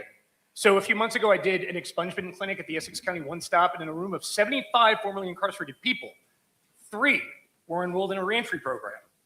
If you know anyone in any of these populations, veterans, addiction treatment, court involved, you don't even have to have been locked up. You can send me an email at dwatson@njreentry.org because we are set up to help them through this, and we will do exactly that. And the last thing is, Tatiana, I want you to tell Greg Woods, how many months did we have with no error in our sales force? 30 months, error-free. That's Tatiana. So I just want to say thank you to Pat, Doctor, as always, my dear friend Phil.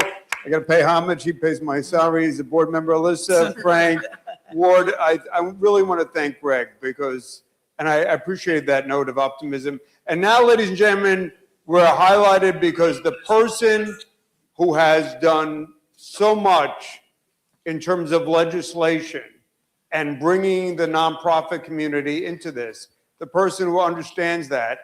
Let's, Sharon, you can start waiting till you clap until he gets up. Can we, and Carol Johnson, can we have the Speaker of the New Jersey General Assembly, the Right Honorable Greg Coughlin? And you guys can stay here. Okay.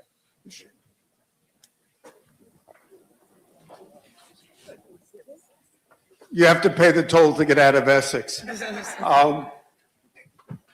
So the speaker, I just want to say on a piece of legislation, which I'm sure he'll allude to, and Stefan's here and whatever, but I mean, whether it's our veterans or veterans food pantry, whether it's persons that are addicted that are coming home, or persons that are court involved, justice involved, whether it's county jails and or state prison, no one has done more on focusing upon HR 1 from a legislative perspective. And we heard the great work that Dr. Cha is doing, and Valerie and Greg and the administration is doing. But it's also having a legislative partner. And that's why I'm really grateful that Senator Vitale was here. We heard from Senator Ruiz with her clarion call, understanding the importance of aligning systems. But the speaker has introduced legislation, which I hope he'll elucidate upon, that's going before the full assembly and then the Senate, that understands it's not only, we heard from Anthony Brontes in terms of the business community, we've heard about the challenges with the medical community, but also the nonprofit sector. And I'm just really honored.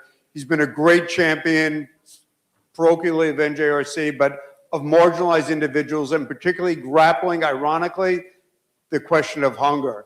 And earlier today, Speaker, we heard from people that have lost their SNAP and as they challenge. So could we have a round of applause while I give him back his microphone? Greg Coughlin. Thank you. Thank you, Governor. Thank you, Governor. Thank you, Jim. Let's have a big round of applause for Jim McGreevey for all that he does. I've had the privilege of knowing him and calling him a friend of what is now measured in decades. And his commitment to making a difference is really palpable. You can feel it in everything he does. And he's developed a wonderful system. He has his sister who does all the work, is dedicated, committed, and make sure he gets the credit for it. It's what a life. What a life, I can tell you. It's working great, Jim. Keep it up. And I want to thank everybody here. I thank you for that really warm welcome. I suspect it's because I'm the last speaker and you're done after I get through. So I'll just try to take an hour or so to talk about what is really, really a challenging time in the United States. I really think this may be the dark age of the fight against food insecurity and caring for people. I think the history books will not remember kindly the big, beautiful, it's hard to say the word, big, beautiful bill act. I'm still not quite sure why they call it a bill and an act. That usually they're one and the same, but I should have known when they couldn't get the name right that the rest was not going to be any good. But I do apologize for being late. And my opening line for the last 45 years of my life, I'm Craig Coughlin, sorry I'm late. So, but it's good to be with all of you today, because it is rooms like this and people like this and people. I just came from the Feeding New Jersey conference on the campus of Rutgers in Piscataway, and the people like that who volunteer and who care and who are ready to make a difference and take on the fight. Because let's make this, let's be clear about what this is. HR 1 is a full frontal attack on helping people in the state of New Jersey. It's nothing less than that. And across the nation. I honestly, God, don't know how people could have voted for that bill. I don't know how they can sleep at night, knowing the impact that they're going to have on the lives of so many people who only want the chance to live a decent life and to be cared for. I think it's cruel and mean-spirited, to tell you the truth. And I will make one political point right now, and that'll be the last one I make until I make the next one. 3 Republican Congress people in the state represent the state of New Jersey. All of them voted for the bill. If any of them had had the courage to stand up, if any of them had cared about the people the way they talk about it when they tried to get elected, we might have had a different result. But we didn't. So let's remember that. Tuck that away. Because this is something we're going to have to fight. And I want to thank Governor Sherrill for her partnership with the legislature. We're fortunate to have an administration and a legislature that's working together, because that's what we need to do. You heard it from this panel. It's a call to arms. It's a time for us to come together. It's going to be a real challenge. And I know you heard from Dr. Cha lately, and he and I had a great meeting a couple of weeks ago. And I have to say that DHS has been a real tremendous partner in the shared commitment of combating hunger, expressing access to care, and making sure working people have the support that they need. I also want to thank Carol. Where is Carol? Carol, thank you very much. Carol Johnson, someone who fought for us. Congratulations. She fought for us in Trenton, and now she's brought that same fight. Then she took it to Washington, and now she's right here at University Hospital doing the right thing and making a difference. So thank you very much, Carol, for having us. To Joe, Senator Vitale, and Teresa, Senator Ruiz, great friends, great comrades in arms in this fight, and true leaders, really true leaders who passionately care about all of that stuff. I also have the privilege of having Joe Vitale be my running mate, and so I get to see him up close and personal. We've done a couple things, and Governor McGreevey alluded to that before, which are designed to sort of push back and to start to put people in place to do it. One is a bill 3882. They wrote it down for me because I can never remember the bill's numbers, which will make sure that the application for free school lunch and meal programs is placed permanently on every public school website. Believe it or not, that's a real challenge. It is undersubscribed. People don't take advantage of it, and so now we're trying to get people to make it prevalent, and so people will actually pick it up as the need continues, because it's going to grow. The other bill we passed was 3883, and what that is designed to do is to make sure that residents have the tools that they need to navigate the new work requirements coming up for SNAP and for Medicaid, particularly with regard to volunteering. I think volunteering is a door, perhaps a loophole, if you will, to make sure that people who are otherwise challenged can find a way to satisfy the requirements. Imagine, I envision some way of people volunteering while still being at home and caring for their 3 children, for example, right? People who don't have access to vehicles, people who have all kinds of challenges, but who want to comply and who need to comply. As Jim pointed out, I've done the cornerstone of my speakership has been the fight against food insecurity, and something I'm really proud of. And like him and Sharon, I've done a really good job at surrounding myself with people who are really bright, really care, really dedicated, work really hard, and give me credit. It's a wonderful thing. Like I said, if you can find that in your life, make sure you do. It's a wonderful way. But we know that for every meal that all of the folks all of the food pantries, all of the food banks in the state of New Jersey, for every meal they provide, SNAP provides 9. 9. And so it's going to be almost impossible to match that even up. And that's why that's why I call it a full frontal attack on helping people and people who need it the most. I mean, this plan is designed not to help people, and the president said that when he signed. I don't know what people. I guess the rich guys getting tax breaks, not the people who need these benefits. Having twice a year requirements to check in is not designed to help people. There used to be exceptions to some of the rules, right? Veterans were exempted from some of the work requirements. People who were homeless were exempted. People who were aging out of foster care. All those are gone. They've done everything they can to create a system which is designed, and Carolyn you and I were just speaking about this very briefly before, is designed to make sure that people can't take advantage of the system. And that's just not fair, and it's not right. And we need to do what we can. Now, the hopeful part is that there are people like you, and people like the people on this panel, and people like Jim McGreevey, and people like the people I just saw at the Feed New Jersey place, who care about this stuff, who really give a damn about helping somebody else. And they want to make a difference. And we can. We can beat the fight against food insecurity. We have all the food we need to win that fight. What we have is a challenge of getting it to hungry people.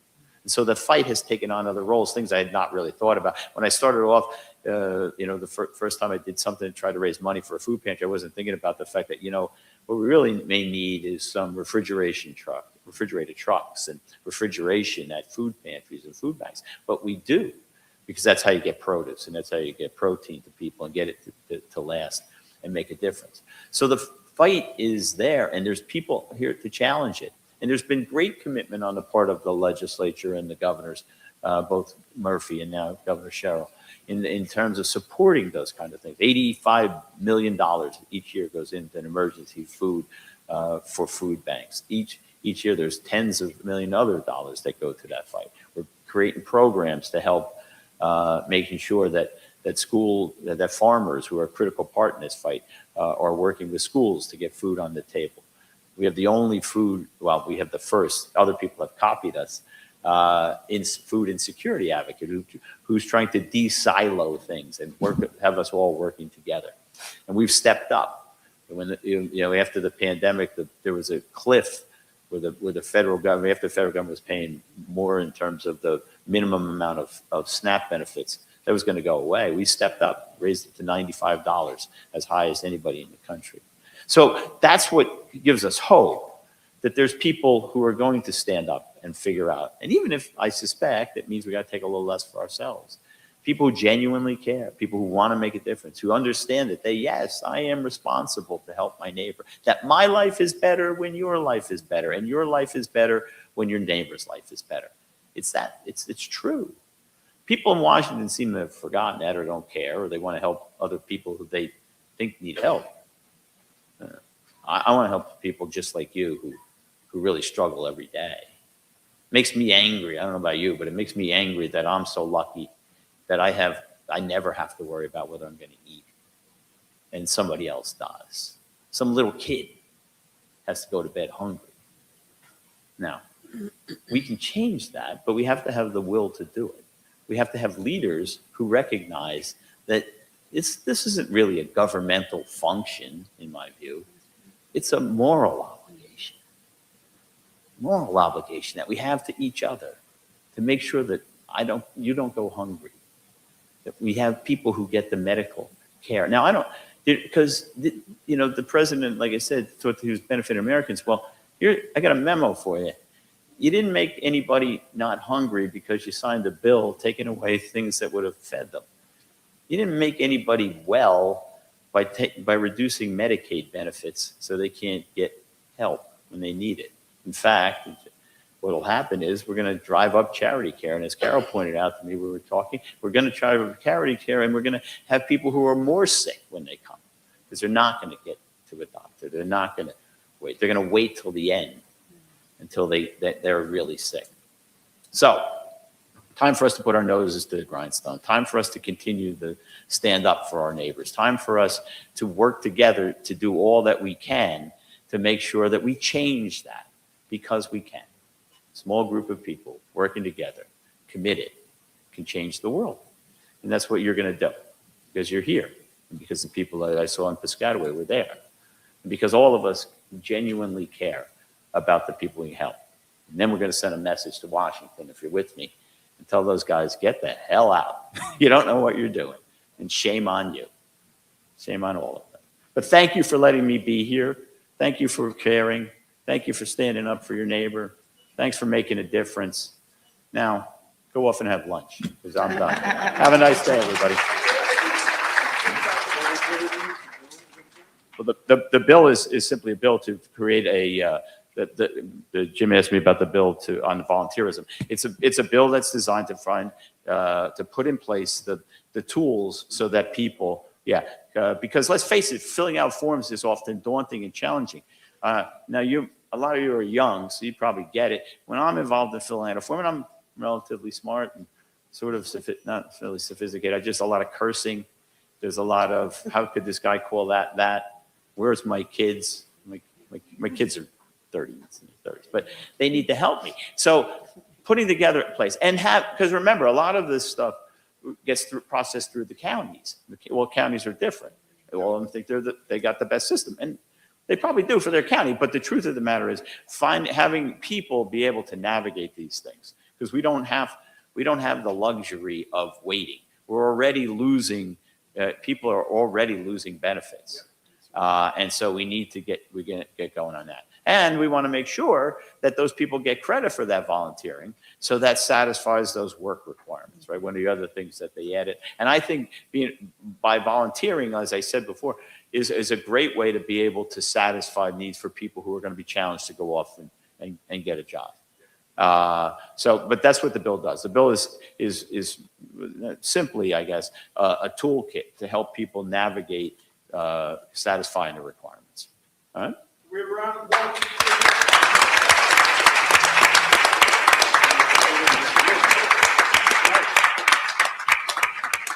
So again, I just want to, we take a quick photo.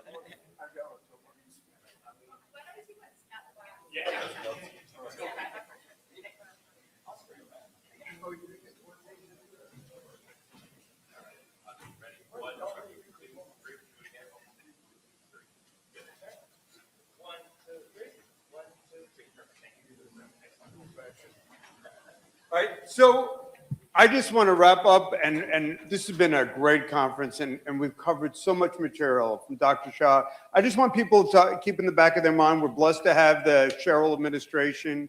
We have administration, we have a governor who believes in grappling with this reality on a personal note, someone who worked in reentry when she was at the U.S. Attorney's Office and understands the uniqueness of our population, and in her bones and in her gut works hard to deliver these services. So again, I think this is going to be ongoing. I want to say thank you to all of our speakers during the entire course of the day. I want to say thank you for the speaker for his busy schedule.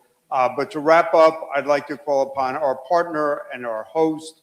By the way, New Jersey Reentry paid for the coffee and the 3 donuts. University Hospital is paying for lunch. Oops, there's no lunch.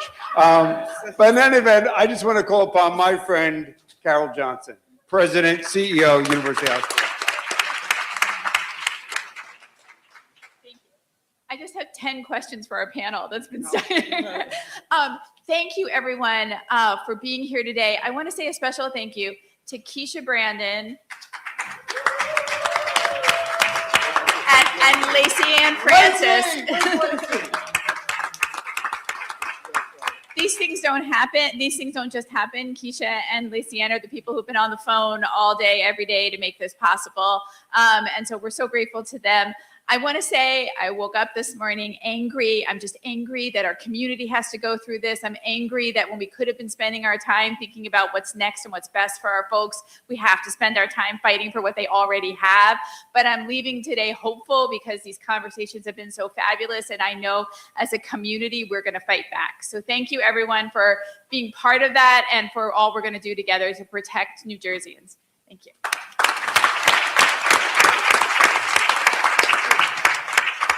Thank you very much. We'll have another conference probably at the end of summer. We're going to bring in the business community and we'll continue to work. I particularly want to thank Greg, Valerie, Dr. Cha, and all the guests. Thank you. Safe home. Safe back to work.